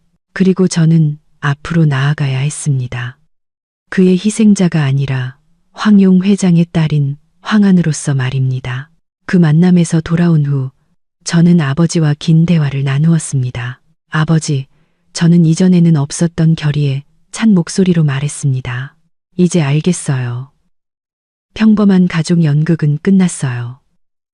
저는 더 이상 숨어 사는 삶을 원하지 않아요. 저는 가업에 참여하여 배우고 기여하고 싶어요. 아버지께서는 놀라지 않으셨습니다. 그는 그저 미소를 지으셨습니다. 자부심과 기대를 담은 미소였습니다. 딸아, 아빠는 이 말을 오랫동안 기다려왔다. 앞으로의 길은 쉽지 않겠지만 네가 해낼 수 있을 거라고 믿는다. 그리하여 진정한 새 삶이 시작되었습니다. 저는 더 이상 평범한 마케팅 직원이 아니었습니다. 저는 황룡그룹에 공식적으로 발을 들여놓았는데 명목뿐인 직책이 아니라 도전적인 자리인 회장 특별 보좌관으로 시작했습니다. 아버지께서는 제가 자신의 바로 옆에 있으면서 가장 핵심적인 문제에 접근하고 가장 실제적인 상황에서 배우기를 원하셨습니다. 최고 수준의 비즈니스 세계가 제 눈앞에 펼쳐졌습니다. 복잡한 숫자, 치열한 전략, 그리고 제가 겪었던 것보다 훨씬 더 무서운 음모와 계산으로 가득 찬 세상이었습니다. 처음 며칠은 압박의 연속이었습니다. 저는 두꺼운 재무보고서를 읽고 분석하기 위해 밤을 새워야 했습니다. 저는 모든 결정이 수천 명의 사람들과 수조 원의 운명에 영향을 미칠 수 있는 긴장된 회의에 참석해야 했습니다. 처음에는 매우 어색하고 서툴렀습니다. 상업 세계의 노련한 여우들인 사장들은 저를 약간 의심의 눈초리로 바라보았습니다. 그들은 저를 그저 아버지의 특혜를 받은 아가씨로 여겼습니다. 하지만 저는 그 의심이 저를 낙담시키도록 내버려 두지 않았습니다. 저는 다른 사람들보다 수백, 수천 배 더 열심히 노력하며 공부하고 일에 뛰어들었습니다. 저는 아버지에게서만 배운 것이 아니라 모든 사람에게서 배웠습니다. 저는 겸손하게 사장들의 의견을 경청했습니다. 저는 어려움을 두려워하지 않고 멀리 떨어진 건설 현장이나 외진 부지를 찾아가 실제 조사를 수행했습니다. 점차적으로 타고난 지능, 아버지에게 물려받은 숫자에 대한 예리함, 그리고 가장 중요한 근면함과 배우려는 자세를 통해 저는 제 능력을 입증하기 시작했습니다. 저는 날카로운 분석을 제시했을 뿐만 아니라 그룹의 큰 이익을 가져다주는 대담한 전략 아이디어까지 내놓았습니다. 사장들은 저를 다른 눈으로 보기 시작했습니다. 더 이상 의심이 아니라 진정한 존경이었습니다. 하지만 저는 단지 성공한 여성 사업가가 되는 것만으로는 만족하지 않았습니다. 저 자신의 이야기, 제가 겪었던 고통은 저를 더 의미 있는 일을 하도록 재촉했습니다. 저는 순진함 때문에, 진정한 사랑에 대한 갈망 때문에 김풍과 같은 포식자의 덫에 걸리는 젊은 여성이 더 이상 없기를 바랐습니다. 저는 제 이야기를, 제 지위와 영향력을 사용하여 목소리를 내기로 결정했습니다. 저는 소셜미디어에 글을 올리는 대신 명문대학의 여대생들을 위한 대규모 토크쇼를 조직하기로 결정했습니다. 토크쇼의 주제는 현대 여성, 현명하게 사랑하고 당당하게 살아라 였습니다. 그날 제가 다녔던 경제대학의 대강당은 사람들로 가득 찼습니다. 저는 무대 위에 황씨 가문의 아가씨가 아니라 단순히 황한이라는 한때 넘어졌던 여성으로 섰습니다. 저는 주저하지 않고 제 이야기를 전부 털어놓았습니다. 저는 평범한 가족 연극, 맹목적인 사랑, 희생, 배신, 그리고 계략에 대해 이야기했습니다. 저는 연민을 구하기 위해 하소연하지 않았습니다. 저는 분석하기 위해 이야기했습니다. 여러분, 저는 아래에 젊고 야심찬 얼굴들을 똑바로 바라보며 말했습니다. 김풍과 같은 꽃뱀들은 머리가 셋달린 괴물이 아닙니다. 그들은 보통 매우 완벽한 겉모습으로 나타납니다. 그들은 똑똑하고 섬세하며 경청하고 공감하는 방법을 알고 있습니다. 그들은 즉시 당신의 재산을 공격하지 않습니다. 그들은 여성의 가장 큰 약점, 즉 외로움과 사랑받고 싶은 갈망을 공격할 것입니다. 저는 결혼 사기꾼들이 사용하는 모든 전술, 모든 속임수를 지적했습니다. 가난하지만 야심찬 청년의 이미지를 구축하는 것부터 달콤한 약속을 사용하는 것, 그리고 믿음을 시험하고 돈을 빌리기 위해 가짜 어려운 상황을 만드는 것까지. 그리고 저의 가장 큰 실수는 저는 진심으로 고백했습니다. 그를 사랑했던 것이 아니라 맹목적으로 사랑했다는 것입니다. 저는 제 경력을 희생했고 후방으로 물러났으며 그에게 재정적 결정을 전적으로 맡겼습니다. 저는 스스로 저의 힘을, 저의 목소리를 빼앗겼습니다. 저는 스스로 쉬운 먹잇감이 되었습니다. 저는 학생들을 바라보았습니다. 제 목소리는 단호해졌습니다. 여러분, 이것을 항상 기억하십시오. 사랑은 일방적인 희생이 아닙니다. 진정으로 당신을 사랑하는 남자는 당신이 꿈과 경력을 포기하도록 요구하지 않을 것입니다. 그는 당신을 끌어내려 자신을 높이는 대신 당신과 함께 빛날 것입니다. 결코 당신의 독립성, 특히 재정적 독립성을 잃지 마십시오. 그것이 가장 강력한 갑옷이며 자존감의 기반이고 모든 관계에서 가장 무게 있는 목소리가 될 것입니다. 저의 토크쇼는 큰 반향을 일으켰습니다. 그것은 소셜미디어에서 강력하게 확산되는 현상이 되었습니다.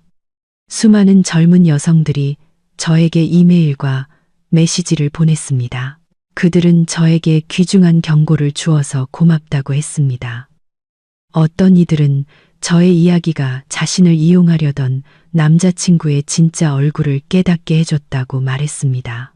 또 다른 이들은 누구에게도 의존하지 않기 위해 자신만의 경력을 쌓으려는 동기부여를 얻었다고 말했습니다. 저는 저의 개인적인 고통을 횃불로 만들었고 그것이 다른 많은 여성들을 비추어 제가 겪은 전철을 밟지 않도록 돕기를 희망했습니다.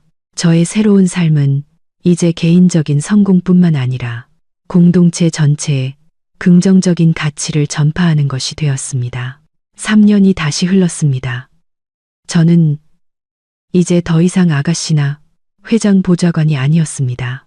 저의 능력과 뛰어난 성공을 통해 저는 이 사회의 신뢰를 얻어 황룡그룹의 총괄 사장 직책에 임명되었습니다. 아버지께서는 완전히 은퇴하여 노년을 즐기셨고 딸이 가업을 이어받아 더욱 성장시키는 것을 자랑스럽게 바라보셨습니다. 저는 국내에서 가장 영향력 있는 여성 사업가 중 한 명이 되었습니다. 하지만 저는 과거를 잊지 않았습니다. 저는 계속해서 제 여정을 이어갔고 영향력을 사용하여 영감을 주고 여성의 권익을 보호했습니다. 저는 경력과 사회활동이 제 삶의 유일한 기쁨이 될 것이라고 생각했습니다. 저는 연애에 대해 생각할 시간도 마음도 없었습니다. 그러다가 그가 나타났습니다. 전혀 예상치 못한 방식으로 말입니다. 그는 이민준 리이라는 재능 있는 건축가였습니다. 우리는 화려한 파티에서 만난 것이 아니었습니다. 우리는 저희 그룹이 고아원 마을 건설을 후원하고 있는 가난한 시골 건설 현장에서 만났습니다. 그는 프로젝트의 수석 건축가였고 전체 디자인을 자원봉사로 무료로 맡았습니다. 저는 그를 처음 만났을 때부터 깊은 인상을 받았습니다.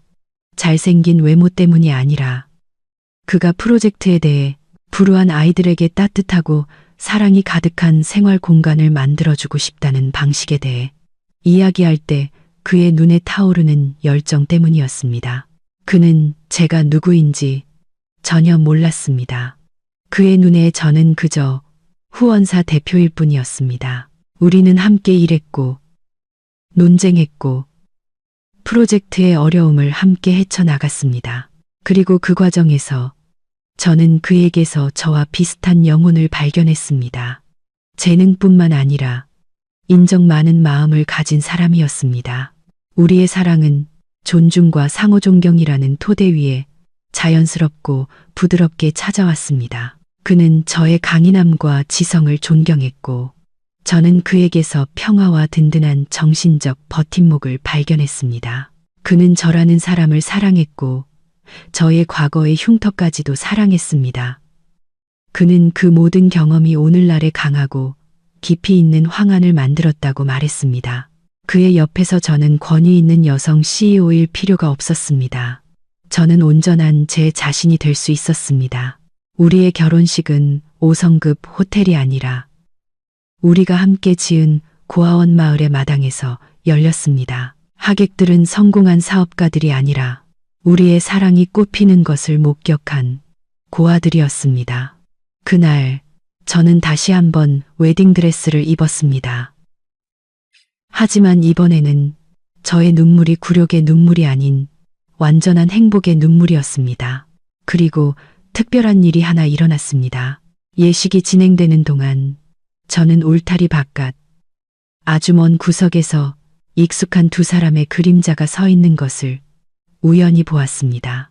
마르고 초췌한 남자와 초라하고 늙은 여인이었습니다.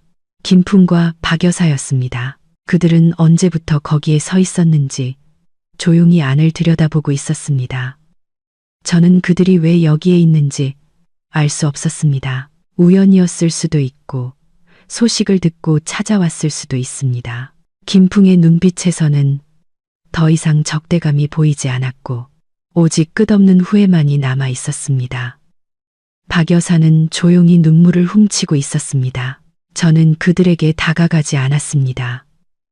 저는 잠시 그들을 바라본 후 제 옆에 서 있는 남자 이민준의 손을 꽉 잡고 돌아섰습니다. 과거는 진정으로 뒤에 남겨졌습니다. 그들에게는 그들의 삶이 있었고 저에게도 마찬가지였습니다. 저는 더 이상 원망하지 않았습니다. 저는 단지 그들이 이 모든 일을 겪은 후 자신들의 교훈을 배웠기를 바랄 뿐이었습니다. 저는 이민준의 따뜻한 눈빛을 바라보며 미소를 지었습니다. 저의 진정한 행복은 바로 여기에 있었습니다. 속임수나 물질이 아닌 진심, 존중, 그리고 무조건적인 사랑 위에 세워진 행복 말입니다. 이렇게 또 하나의 이야기가 끝을 맺었습니다. 평범한 가족 연극은 이보다 더 창피할 수 없이 막을 내렸습니다. 한때 자만했던 이들은 환상의 정점에서 결국 잔인한 현실에 직면했고 자신들이 만들어낸 배신과 탐욕의 잿더미 속에 가라앉았습니다. 법원에서 극심한 모욕을 당한 순간부터 황한이 자신의 진정한 지위로 당당하게 돌아오기까지의 여정 전체를 들으면서 우리 모두는 다양한 감정을 느꼈을 것입니다. 김풍과 그의 어머니의 은혜를 모르는 행동에 대한 분노, 뿌린 대로 거둔 이들에게 정의가 실현되었을 때의 통쾌함, 그리고 무엇보다 고통을 힘으로 바꾼 여성과 위대한 아버지의 현명한 사랑에 대한 깊은 감탄이 있었을 것입니다. 하지만 시청자 여러분, 극적인 사건들이 지나가고 초기의 만족감이 가라앉은 후 우리 마음에 진정으로 남는 것은 무엇일까요? 이런 이야기들은 단순히 재미를 위해서, 우리가 분노를 해소하기 위해 듣는 것만이 아닙니다. 그 깊은 곳에는 삶, 결혼, 인간의 가치에 대한 우리의 시각, 그리고 조용하지만 공정하게 작동하는 인과응보의 법칙에 대한 매우 심오하고 뼈저린 교훈들이 담겨 있습니다. 그것은 사회와 인간, 본성의 숨겨진 구석을 비추는 큰 거울과 같으며, 이를 통해 우리는 우리 자신의 삶을 비춰보고 더 나은, 더 현명한, 그리고 궁극적으로 더 행복한 삶을 살기 위한 귀중한 교훈을 얻을 수 있습니다. 이 이야기가 주는 첫 번째이자 가장 쓰라린 교훈은 아마도 물질의 환상과 힘의 착각이 치러야 할 대가에 대한 적나라한 진실일 것입니다. 김풍과 그의 가족을 되돌아봅시다. 그들은 처음부터 사악한 사람들은 아니었을지 모릅니다. 아마 김풍 역시 처음에는 황한에게 진심으로 다가갔을 것입니다. 하지만 성공, 돈, 지위가 그에게 너무 쉽고 빠르게 찾아왔을 때 그는 길을 잃었습니다. 그는 자신이 유능한 사장이라는 역할에 너무 심취한 나머지 그 무대, 그 영광이 모두 아내와 장인이 비밀리에 만들어준 것임을 잊었습니다.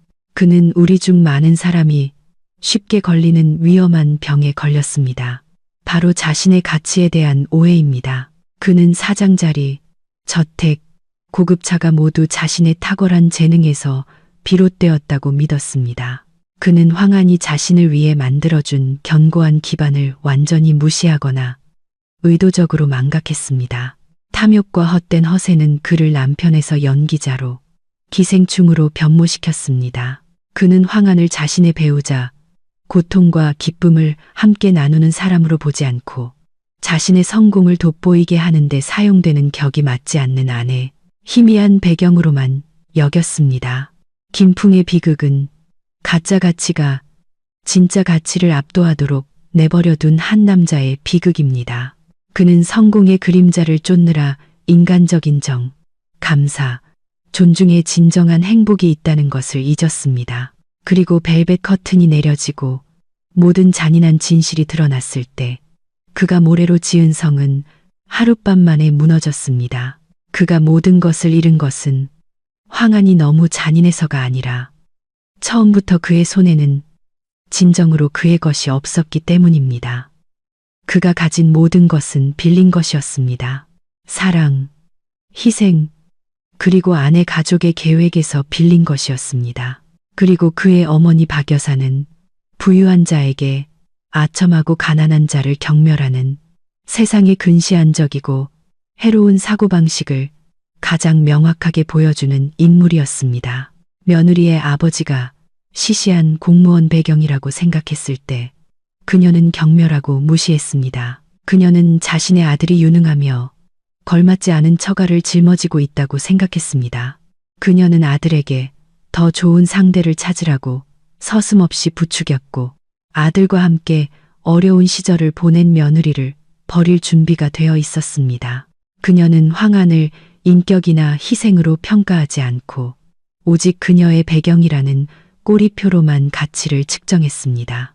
그리고 진실을 알았을 때, 시시한 공무원 아버지가 그룹 회장이라는 것을 알았을 때 그녀는 황한에게 모질게 대했던 것을 후회했을까요? 아닙니다. 그녀는 자신이 잘못 선택했고 스스로 황금 광산을 버린 것을 후회했을 뿐입니다. 이 여성의 머릿속에서 며느리는 가족 구성원이 아니라 투자 프로젝트였고 그녀는 자신의 인생에서 가장 큰 투자 프로젝트에서 비참하게 실패했습니다. 그들 모자의 이야기는 우리 모두에게 깊은 교훈을 줍니다. 자신의 가치를 물질적 소유나 타인의 희생 위에 세우지 마십시오. 왜냐하면 자신의 땀과 노력으로 만들지 않은 것은 결코 진정으로 자신의 것이 될 수 없기 때문입니다. 그것은 언제든지 사라질 수 있으며 가난보다 더 무서운 공허함과 몰락만을 남길 것입니다. 하지만 이 이야기는 배신과 탐욕의 회색빛만을 가지고 있지 않습니다. 그것은 아름답고 따뜻한 이미지로 빛납니다. 바로 아버지 황용 회장의 현명한 사랑입니다. 그는 딸에게 막대한 재산을 물려주었기 때문만이 아니라 딸을 사랑하고 교육하는 방식 때문에 위대한 아버지입니다. 그의 사랑은 맹목적인 과잉 보호나 응석바지가 아니었습니다. 그는 부유함이 축복일 수도 있지만 돈만을 쫓는 기회주의자들을 끌어들이는 저주가 될 수도 있다는 것을 이해했습니다. 그래서 그는 딸과 함께 큰 연극, 평범한 가족 연극을 만들었습니다. 그의 목적은 속이는 것이 아니라 딸이 진정한 사랑을 찾을 수 있도록 깨끗한 환경, 공정한 시험대를 마련하는 것이었습니다. 딸, 그 자체를 사랑하고 배경 때문이 아닌 사람을 찾는 기회를 주기 위함이었습니다. 황용 회장의 행동은 우리에게 깊고 통찰력 있는 사랑을 보여줍니다. 그는 딸에게 돈을 주는 것은 어렵지 않지만 좋은 남편, 평안한 삶, 진정한 행복을 주는 것이 가장 중요하다는 것을 알고 있었습니다. 그리고 미래의 사위에게 야망과 실용주의의 징후가 있음을 깨달았을 때 그는 무례하게 개입하지 않았습니다. 그는 한 발 물러서서 사위에게 조용히 기회를 제공하고 그를 더 높은 위치에 올려놓았습니다. 그의 연극은 단지 시험이 아니라 기회였습니다. 그는 김풍에게 자신의 인격과 역량을 증명할 기회를 주었습니다. 그는 김풍이 권력과 돈을 가졌을 때 처음에 진심을 유지할 수 있는지 보고 싶었습니다. 그리고 딸이 넘어졌을 때, 그녀가 배신당해 고통스러워했을 때 그는 질책하거나 나무라지 않았습니다. 그는 조용히 옆에 서서 든든한 버팀목이 되어 주었습니다. 딸의 모든 계획에 기꺼이 협조하는 공무원 아버지가 되어 주었습니다. 그는 딸에게 그리고 우리 모두에게 교훈을 가르쳤습니다. 우리가 사랑하는 사람들을 보호하는 가장 좋은 방법은 그들을 모든 폭풍으로부터 가려주는 것이 아니라 그들 스스로가 강해지고 그 폭풍에 맞서 이겨내는 방법을 가르치는 것입니다. 이 이야기 속의 부녀 관계는 진정으로 인간적인 빛을 발하며 우리 모두가 가진 가장 신성하고 굳건한 피난처인 가족의 가치를 상기시킵니다. 또한 부모가 자식에게 줄 수 있는 가장 귀중한 교육은 돈이 아니라 사람을 보는 눈, 자신을 보호하는 방법, 그리고 인격의 가치에 대한 교훈임을 보여줍니다. 그리고 마지막으로 가장 큰 교훈, 재생의 교훈은 주인공 황한에게서 나옵니다. 그녀는 처음부터 완벽한 여장분은 아니었습니다. 그녀 역시 맹목적으로 사랑했고 희생했으며 자신의 행복을 한 남자에게 맡겼습니다. 그녀는 신분을 버리고 풍족한 삶을 버리고 소박한 사랑을 찾으려 했습니다. 그 희생은 고귀했지만 그녀의 실수는 너무 많이 믿었고 대비하지 않았으며 아버지의 경고를 듣지 않았다는 것입니다. 하지만 황한에게서 가장 존경할 만한 점은 그녀가 진실을 깨달았을 때 무너지지 않았다는 것입니다. 시댁의 음모를 발견한 순간, 법원에서 모욕을 당한 순간, 그녀는 무너져 울고 모든 것을 아버지께 맡길 수도 있었습니다. 하지만 아닙니다. 그녀는 맞서기로 선택했고 고통을 행동 계획으로 바꾸었습니다. 법원에서 공무원 아버지에게 건 전하는 죄를 고하는 딸의 행동이 아니라 자신의 삶의 주도권을 되찾은 여성의 행동이었습니다. 그것은 단호한 선전포고이자 나는 희생자가 아니라 이 게임을 결정하는 사람이다라는 선언이었습니다. 황한의 여정은 자신의 가치를 되찾고 확인하는 여정입니다. 그녀는 맹목적인 인내가 평화를 가져다 주지 않는다는 것을 깨달았습니다. 그것은 단지 타인의 탐욕과 이기심을 키울 뿐이었습니다. 그녀는 자신의 것을 보호하기 위해 강해져야 한다는 것을 깨달았습니다. 그리고 그 강인함은 다른 곳에서 오는 것이 아니라 바로 자신의 사고의 독립성, 결단력, 그리고 자존감에서 비롯되었습니다. 그녀는 자신의 지혜와 권력을 사용하여 통쾌한 복수를 하는 대신 질서를 바로 세우고 잘못된 이들에게 정의의 교훈을 가르치는 데 사용했습니다. 그녀가 그룹으로 돌아온 것은 향락을 위해서가 아니라 책임을 지고 아버지의 사업을 계승하기 위함이었습니다. 그리고 자신의 이야기를 사용하여 다른 젊은 여성들에게 경고한 것은 엄청난 성숙함을 보여줍니다. 그녀는 더 이상 개인적인 고통에 갇혀 있지 않았습니다. 그녀는 그것을 공동체 전체에 가치 있는 교훈을 전하는 사명으로 바꾸었습니다. 황한의 이야기는 우리에게 매우 중요한 메시지를 전합니다. 여성 여러분, 항상 자기 자신이 되십시오. 끊임없이 배우고 발전하며 스스로의 가치를 구축하기 위해 노력하십시오. 한 남자나 결혼 때문에 당신의 경력, 당신의 재정적, 사상적 독립을 결코 포기하지 마십시오. 왜냐하면 바로 그 독립성이 가장 튼튼한 갑옷이며 자존감의 기반이고 모든 관계에서 가장 무게 있는 목소리이기 때문입니다. 당신이 자립하고 강인할 때 당신은 어떤 부당함도 참을 필요가 없습니다. 당신은 스스로의 행복을 선택할 권리를 가지며 자신의 것을 보호할 능력을 갖게 됩니다. 그리고 아마도 이야기에서 가장 값지고 의미 있는 부분은 황한에게 진정한 행복이 기적을 통해서가 아니라 노력과 성장의 과정을 통해 찾아왔다는 것입니다. 그녀는 새로운 남자를 찾았습니다. 그녀가 황씨 가문의 아가씨이기 때문이 아니라 그녀의 강인함과 지성을 존중하는 남자였습니다. 평등, 존중, 그리고 상호 이해 위에 세워진 사랑. 그것이 바로 지속 가능한 사랑입니다. 이야기의 결말은 단순한 결혼식이 아니라 하나의 선언입니다. 행복은 용감하고 끈기 있으며 자신의 가치를 결코 믿지 않는 것을 멈추지 않는 이들에게 항상 미소 지을 것입니다. 이렇게 또 하나의 이야기가 끝을 맺었습니다.